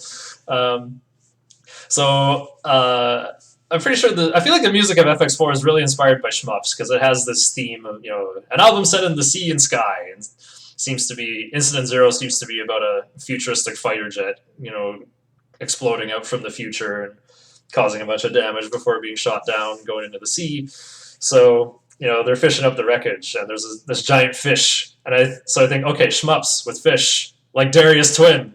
They always say, warning, a huge battlefish, and then the name of it. And I thought, wait a minute, diminished scale. That's like a Dark Souls boss name for a fish, because fish have scales. So this is the theme of diminished scale, and it appropriately uses diminished scales, or well, just one diminished scale. So let's just listen to what the riff sounds like. It's actually really cool. It definitely uses a diminished scale to get that sort of badass sound, but it has a very bluesy tinge to it, especially in the rhythms.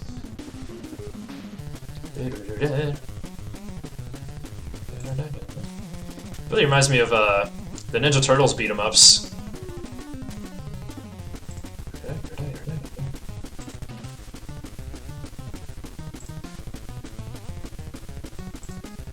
Got some whole tone scale sort of themes on top.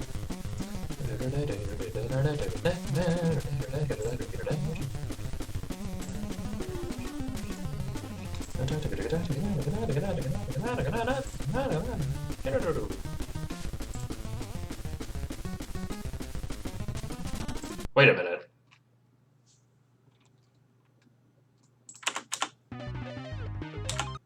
No, get the solo over here for a bit.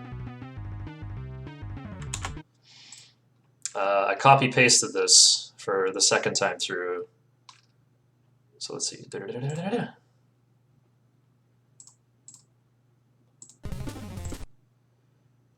you go back to...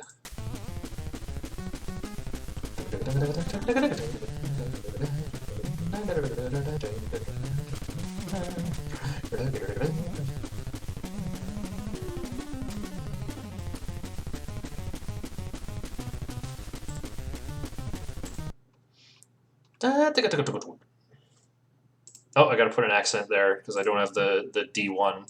Don't have room. I ran out of frets. Yeah, I can't specify lower frets or lower tuning in Guitar Pro, or else the sheet music looks wrong. It looks transposed. I gotta go put an accent on the other one then. Where is it?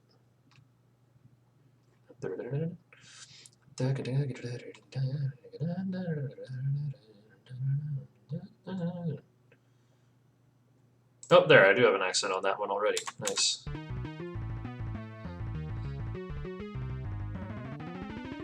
Okay, so.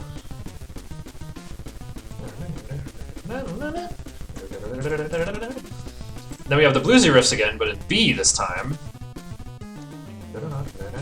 Now in G sharp minor again. Extra eighth notes, so that lines up.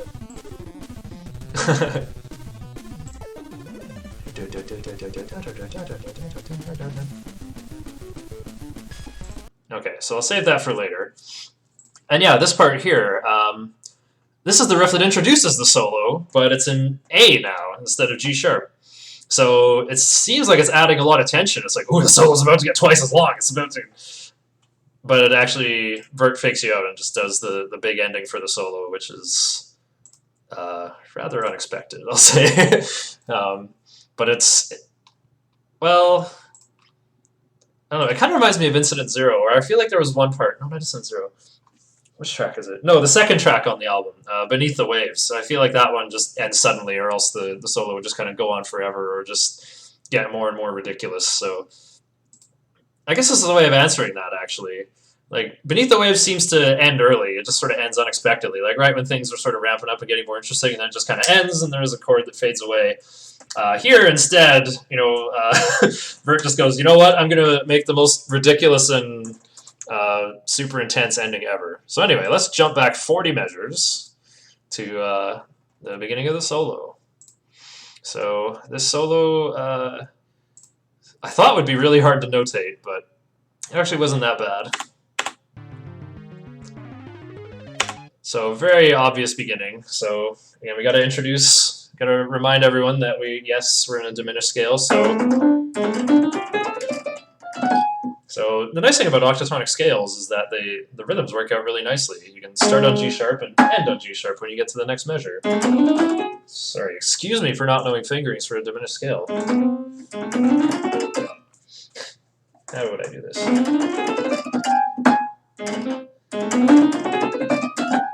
I gotta plan this a bit. 2, 3, 4, 1, 2, 3, 1, 2, 3, 1, 2, 3, 4. No, don't do 4.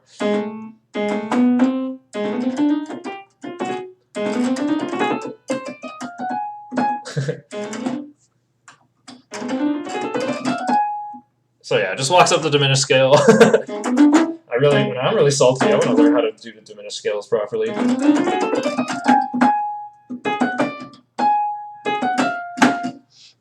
Da, da, da, da. So there we go. That's so just these 4 notes right here.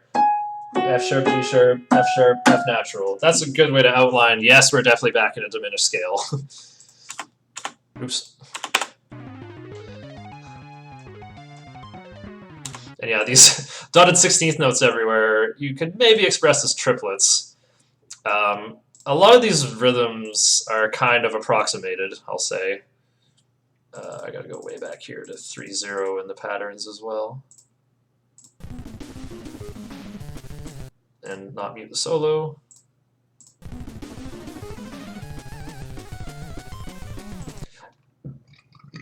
Da-da-da-da-da. So if we look, so this C5, this note here, this C4 under AFA. So this C5, this is exactly lined up with this G sharp, you know, like in the sheet music, like in the tracker. Okay, all good. So now, okay, we go down 1, 2, 3, 4, 5, 6, 7, 8. There's or 9, I guess is how this is tracked. So there's our next 8th note. Oh, but the next note in the solo is a little bit early. Okay. Skipping. How far apart is it? It's 1, 2, 3, 4, 5, 6, 7. Okay, next one. 1, 2, 3, 4, 5, 6, 7. This C5 with 5-4. That's a delay echo back from here. So anyway, so that's 7. 1, 2, 3, 4, 5, 6, 7. 1, 2, 3, 4, 5, 6, 7. 1, 2, 3, 4, 5, 6. And then we're lined up. See this F sharp 3 with 9 volume lines up with this F sharp 2 with 9 volume.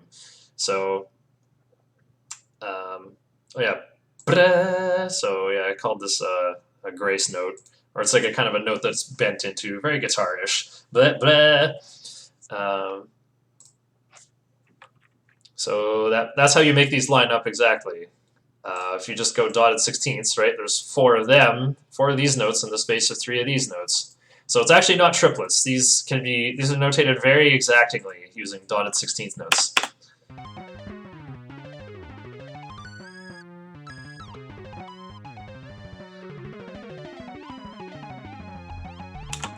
Yeah, these are. I didn't get too in depth with these.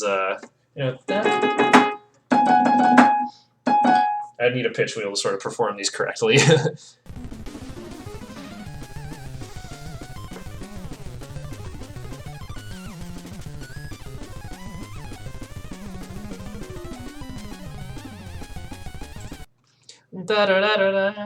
Let me see.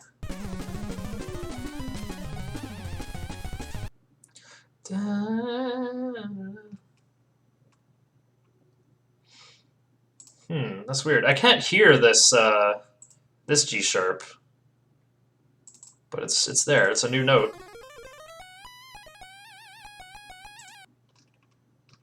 Let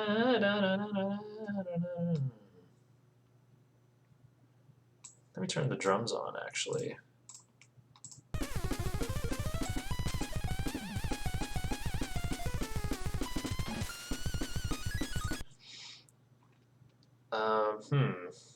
You know, I can't tell. Are the...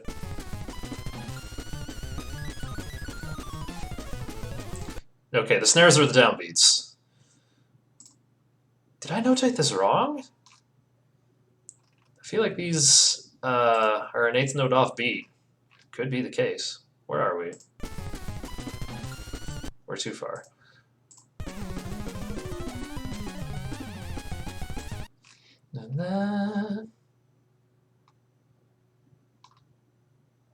No, that's not the case. Look at this. So, oh wait, F sharp 2. Oh yeah, okay, F sharp 2, but this is 8VA. Okay, so F2, start of the measure. These two F1s close together. Same with these these low chugs over here. Yeah, this G sharp goes exactly there. That's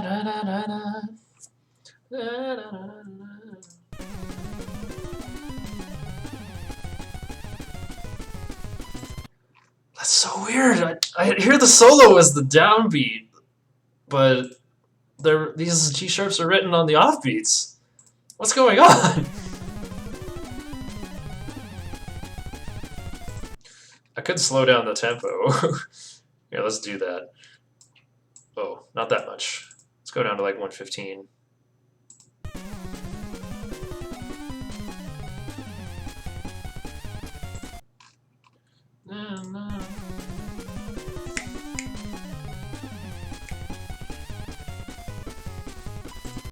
I gotta slow it down even more.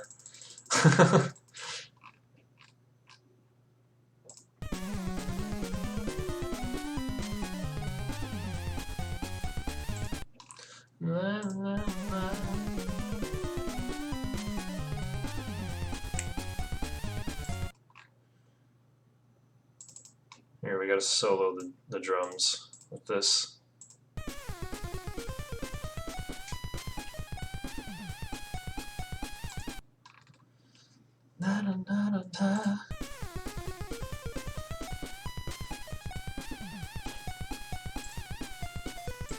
Okay, wait, are the snare samples coming from noise?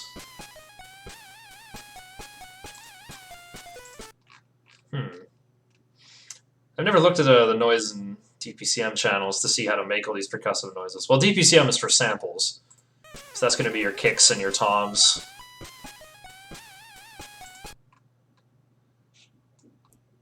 Oh, there you go. The snares are on the offbeats here. Da, da, da, da, da. So the snares are not the downbeats here in this section. I'm being tricked. Anyway, let's get back to tempo.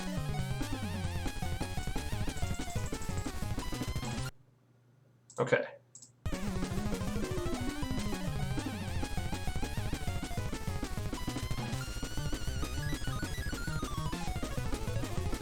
I think the point is that it is supposed to be hard to tell where the downbeat is.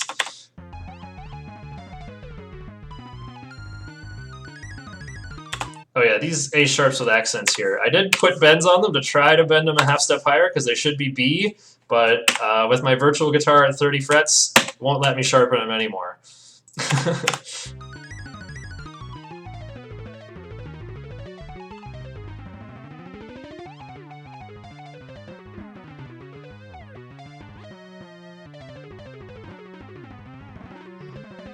So yeah, this whole solo uses the diminished scale. And even though there's 5 sharps, still not that many naturals. Or the naturals are all on the same notes where you expect to see them.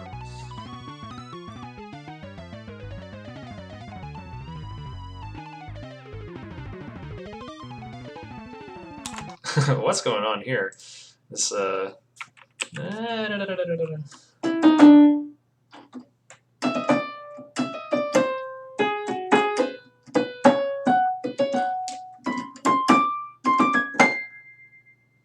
Oops.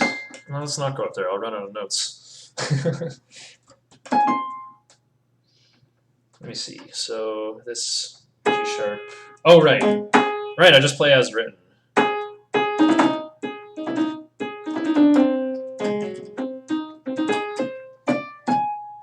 I guess this measure has some unusual notes. Got some D sharps again, finally.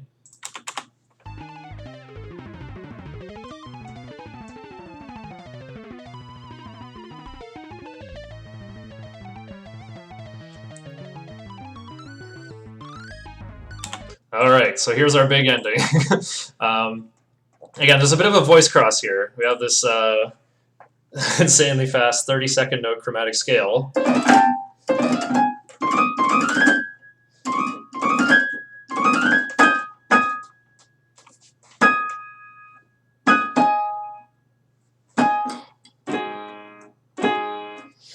Okay, so this is just like washing machine, very like demo scene kind of cascading chromatic arpeggios here, and this is pretty brilliant.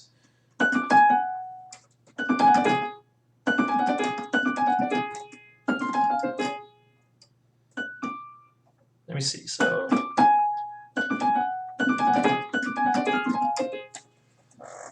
this top note is an F sharp, F natural, then E. Then they start going the other way for a bit.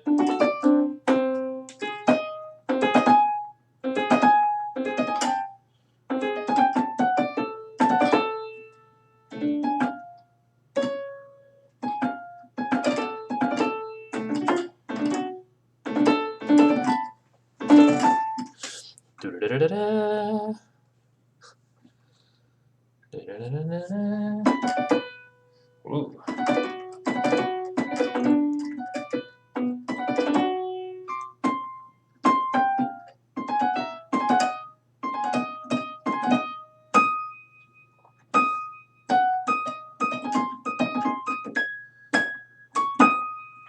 Oh, geez, I need a new chord symbol. Right here.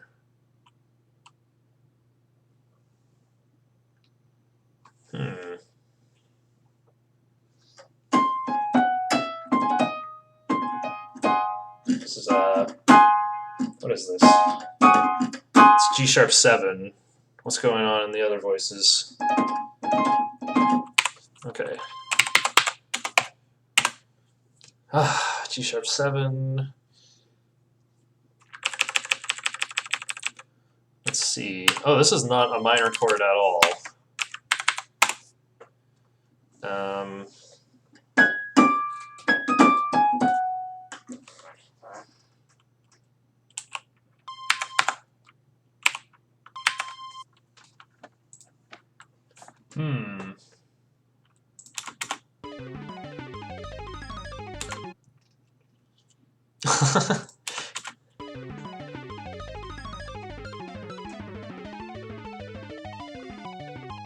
Okay, so this part seems very chaotic, but look at the bass line. The bass line is what gives it a little bit of much-needed cohesion.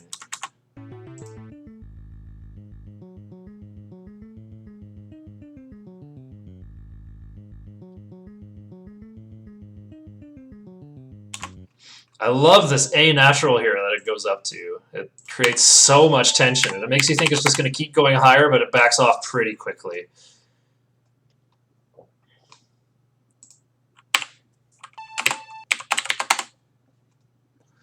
Wait, what is this? D, yep, D over G sharp.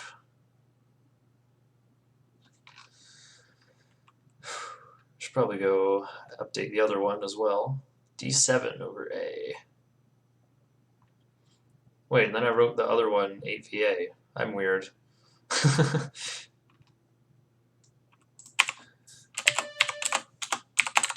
There we go. Save my work. Okay. So yeah, the bass line just does that exact thing twice. All right, and then the next part is where things kind of crack open.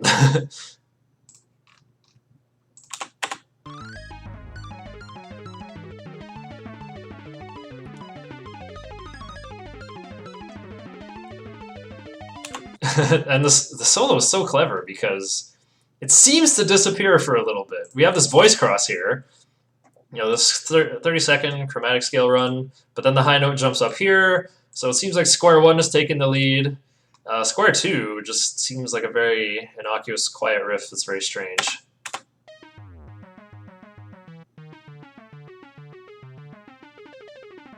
Then it joins in on the washing machine arpeggios, and then this nice melody just rises up out of it and completely takes over, as you'll soon see.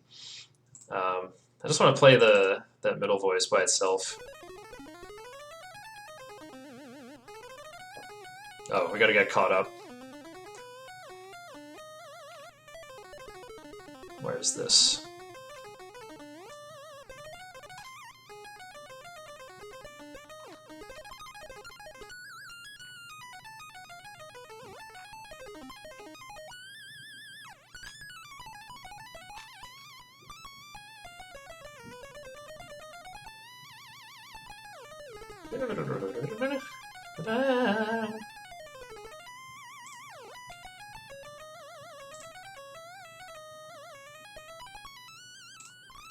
There we go.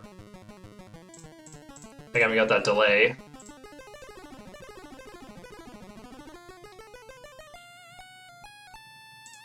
All right. So now is this chromatic part where I can just picture like this tow cable and this tiny little sub from Star Tropics trying to pull all the wreckage of the plane and the giant fish named Diminished Scale, just struggling against all this weight to get up out of the bottom of the ocean. With this really melodramatic rising chromatic melody here, with chromatic harmony to go with it too. Look at the descending chromatic bass line, while the melody here rises chromatically stepwise.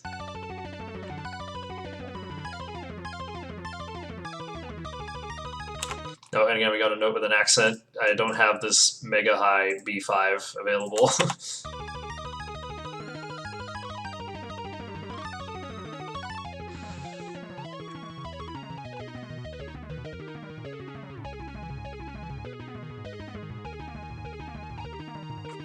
Okay, so let's go back a little bit and analyze CSI style. So again, it starts with chords that you can probably make with diminished scales, or tricks you that way.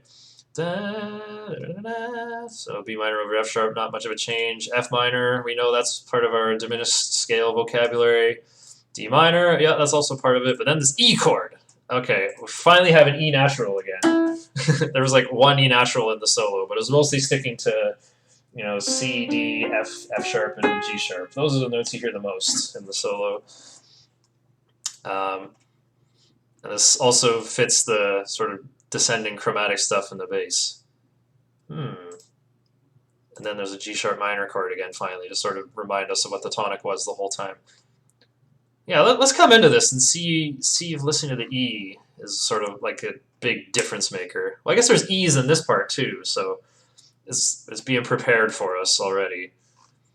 Sort of using this diminished scale chord vocabulary, but also a bit of chromatic stuff, chromatic harmony.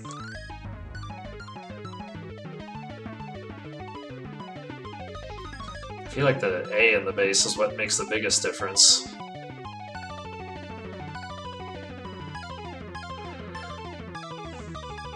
No, the E is just like a passing chord. It doesn't last for very long.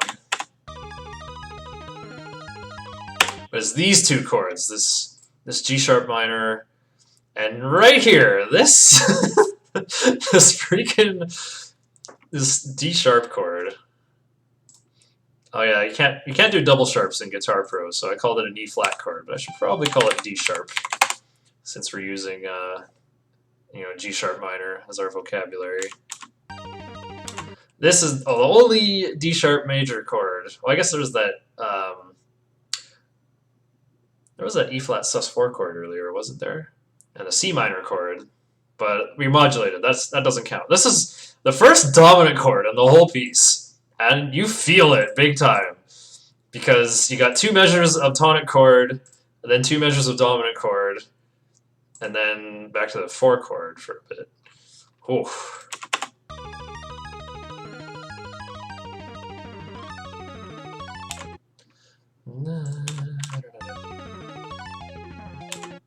And then what's this? This is some kind of 2 chord tonicizing this C sharp chord? Maybe. No, well, maybe not, because then we have C sharp minor.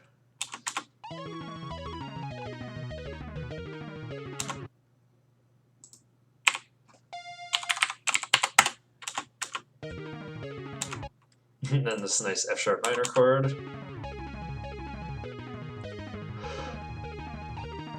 And then there's another dominant chord at the end. So Virtus finally brought us back to G sharp minor. Finally tonicized all this again. Really makes it feel like the end of the song. Like, it's built us up to our crazy conclusion.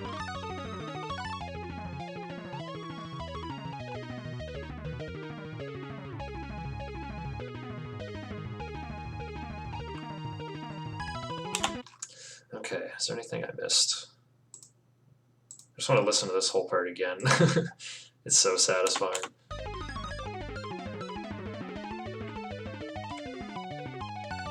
Yeah, this melody also walks up the diminished scale.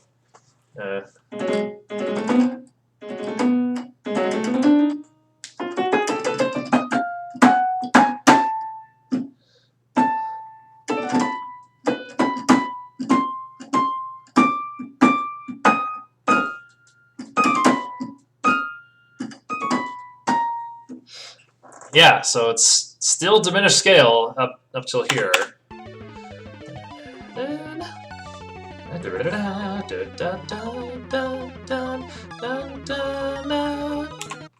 As soon as it bends up to, let me see.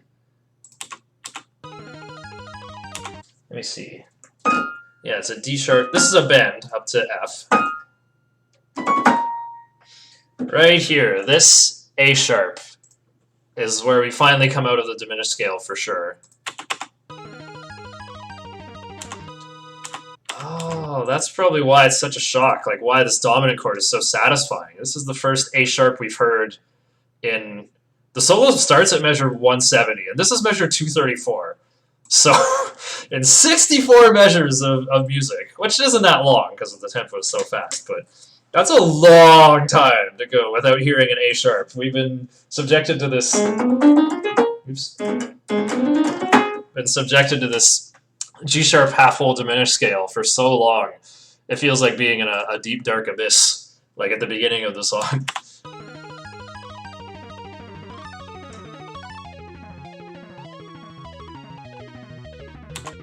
Da, da, da, da. So I want to talk about these last 2 beats of this measure here. This rhythm is how my brain remembers it, but that's actually not what's written. I have no idea how to write what's actually there.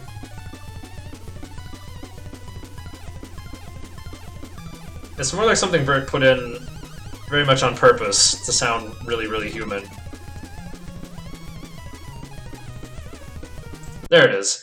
Da, da, da, da. Okay, so if we look at it, So okay. So here's the D sharp 4. So it's been, oh, where does this start? B2. Okay.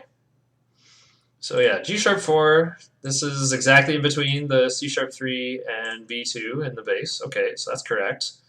This A sharp. Um, this must be an echo of this note. Just in case it isn't though. Oh, I see. So this. Okay. Oh, this G sharp should actually be.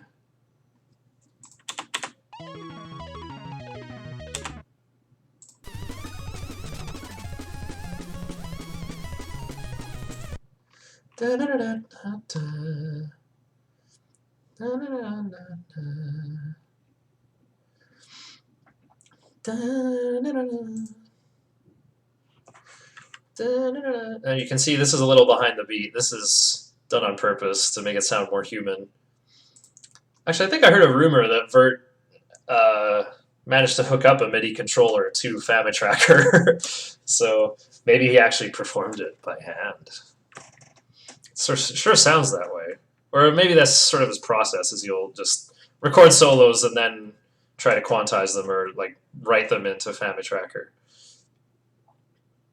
I mean, you can just task everything, so I would just probably make a bunch of it with mouse clicks, but then it would sound too mechanical. So that's part of the art, just making it sound human. Making it sound like music that humans would want to or try to play. Okay, so G sharp 4, yeah, it goes exactly in there. Then there's another G sharp 4. It should be after this second B3. Yeah, this is in the wrong spot. This should be.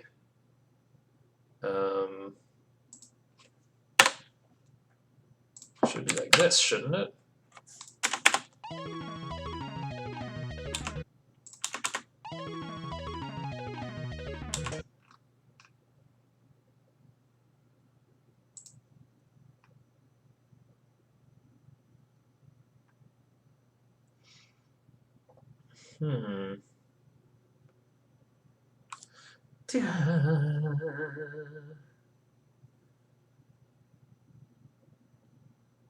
Huh, it sounds wrong, but that's what's in the tracker.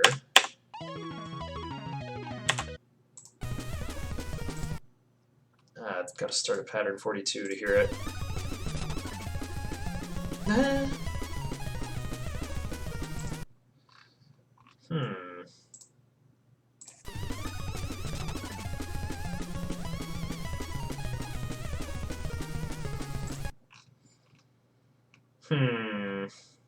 Compromise.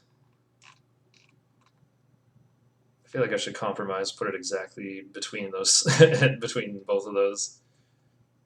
Yeah, you hear the attack. Right, that's why. You hear the attack in between these notes. Oops, not a triplet.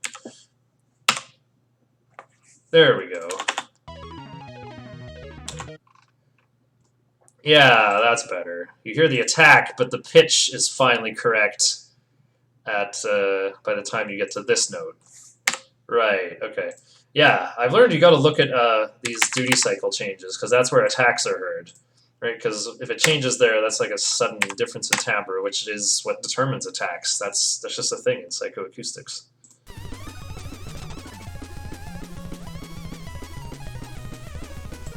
I didn't even talk about the actual two notes I want to talk about, though. Okay, so here's a bunch of vibrato. Here, this C sharp 4. So it actually falls here. It actually falls like exactly in between these, hey?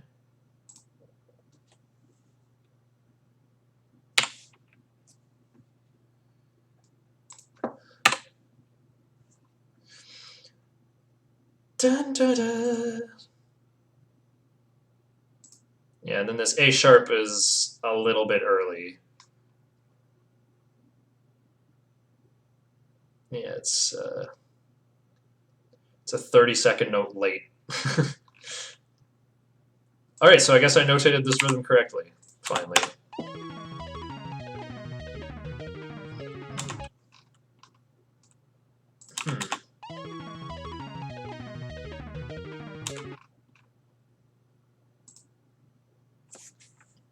Let me just... Here, I'll make this a dotted eighth note. There we go.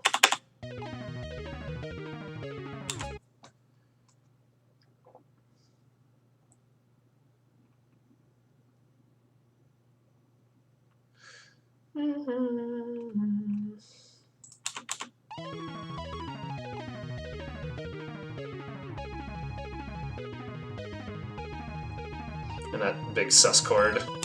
Okay, so finally caught up, back to this, where it goes to 7/8 at the end. This time it's really obvious. And yes, there's octaves again. So yeah, G sharp 5 and G sharp 4, different timbre. And it does sound like that. You can kind of hear both at once, even though they're like 64th notes apart. I guess you hear one more than the other, right? You hear this for just one little bit, and then this for the other 3 64th notes, but yeah, it's all there. So yeah.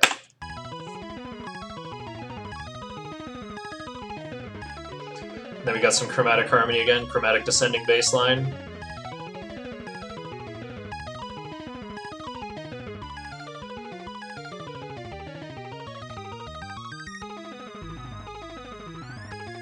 I almost got that slide to go correctly.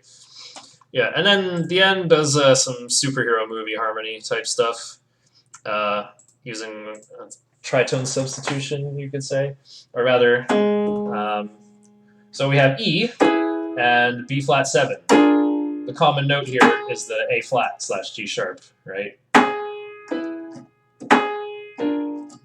And so our super high note here, well, holds this G sharp, and pretty soon the bass comes in and plays a lot of G sharps as well.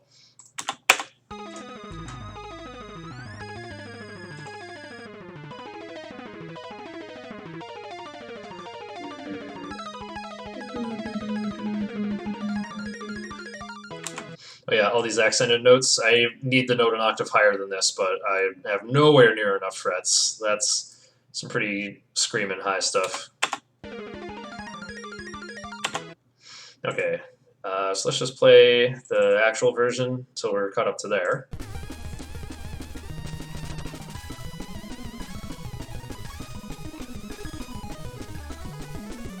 Actually, let's go back. I just want to follow along in sheets. Okay.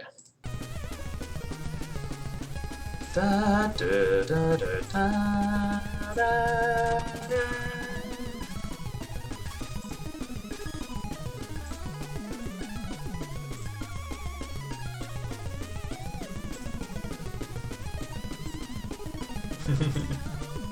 Actually, I just want to go back. This F sharp right here. I put an accent on this because it has a different timbre there. It sounds like a lot of sound effects in Mega Man 5. Of like enemies that go up and go like woo, or drop things on you. It's that exact same timbre.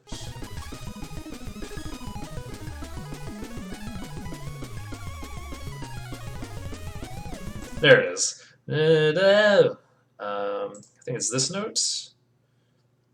No, it's preceded by a C sharp.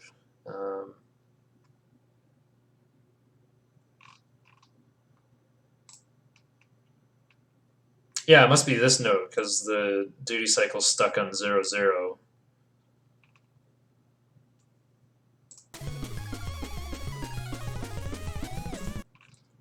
Oh no, it's this note. Oh, it's this note where it's stuck on 0, 2. Okay.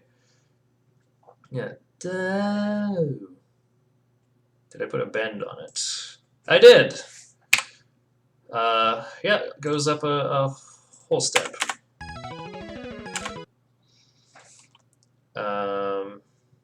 Actually, should be a bend and release, like that.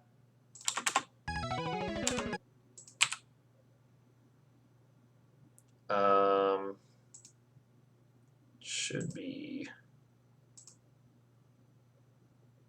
more like that. There we go. All right. Can you even see this stuff? Hide tab. Oh, okay. Yeah, I guess the tab explains how to do all these. If I will be releasing the GP5s as well as PDF and MIDI, so anyone who wants to play this on their physical guitar can give it a shot.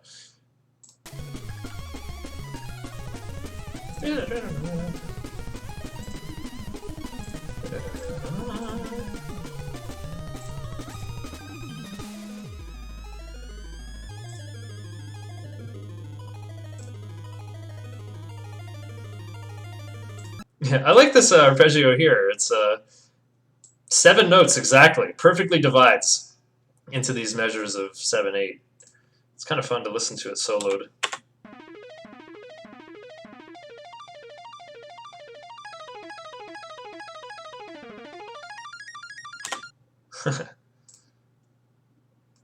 Anyway.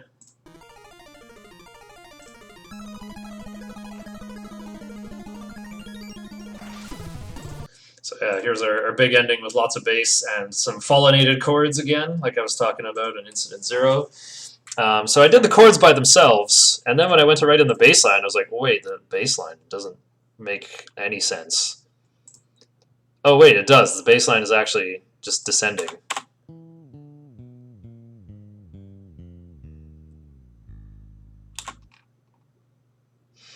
Although I guess it descends however it wants. Listen to the chords by themselves, they seem to make sense.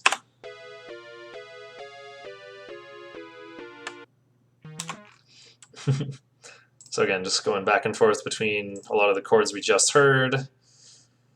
Oh, this is G chord though. Actually, that's not that weird. It's just third related chord stuff, right?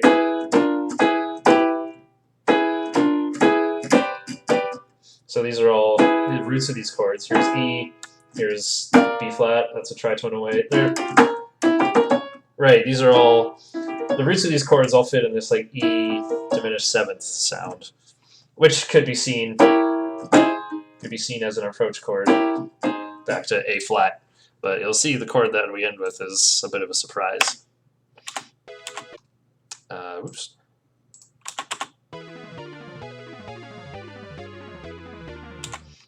Okay, and there's some nice arpeggios in the middle as well. The top note is the same note as the bass, by the way. So I'm pretty sure it is.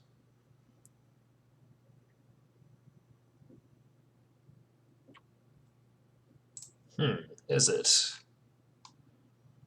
Oh no, it's not. It's a B. Okay, well it's a chord tone though.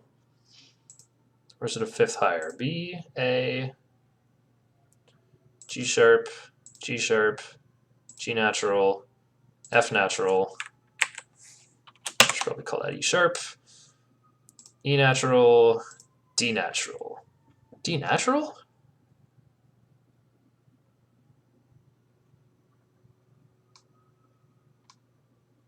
Yeah, it is.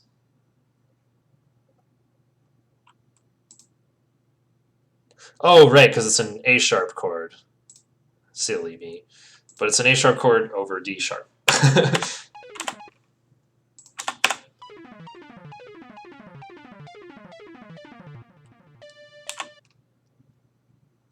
Oops, that's a hold.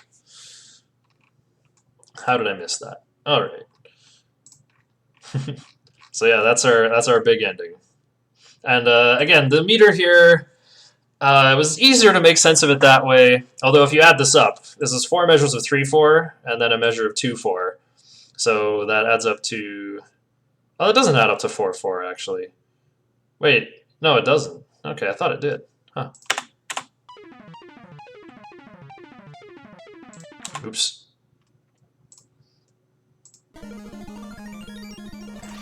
Dun, dun, dun.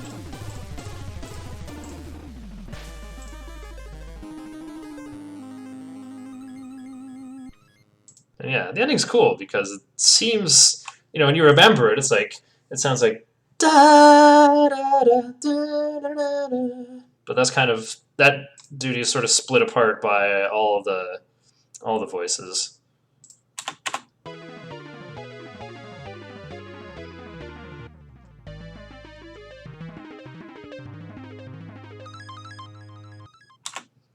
And yeah, there's a, I lack the mega high C that should be there, so those notes are accented.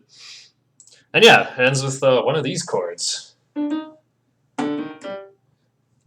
it is. E major 7, E augmented, major 7 over G sharp.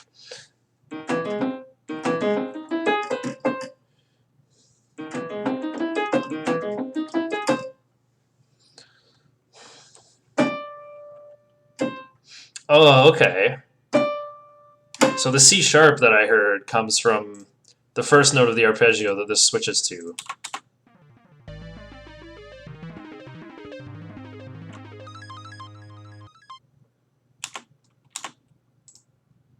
Wait. Are these not ghost notes? They should be.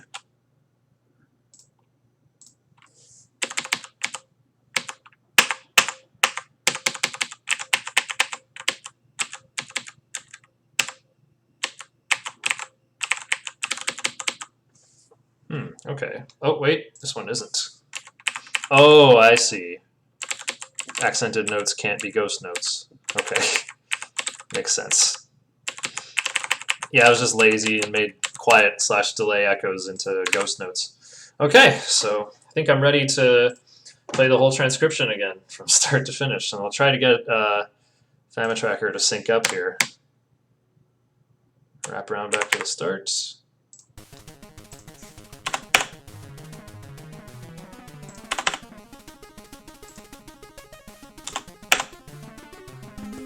Okay, cool.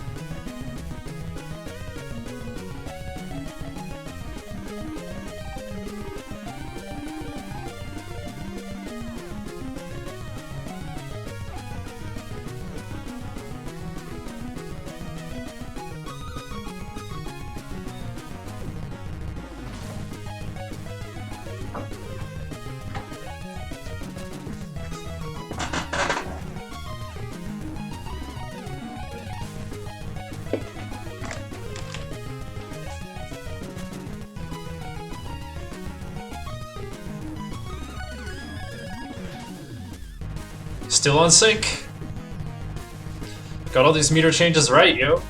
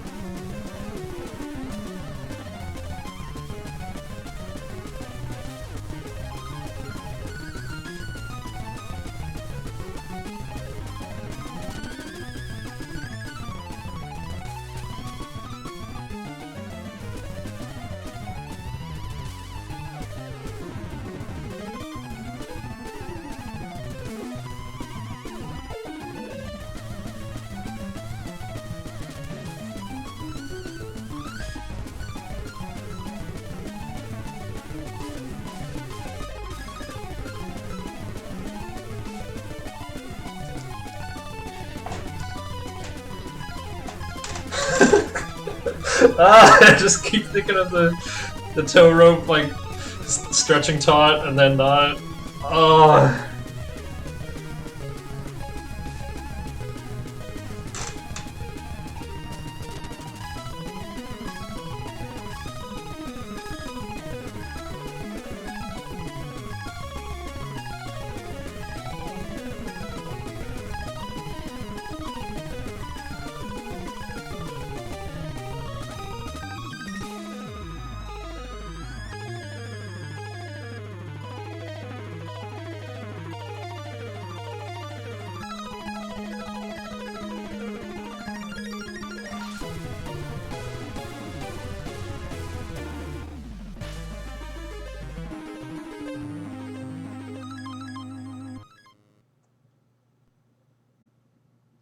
Oh.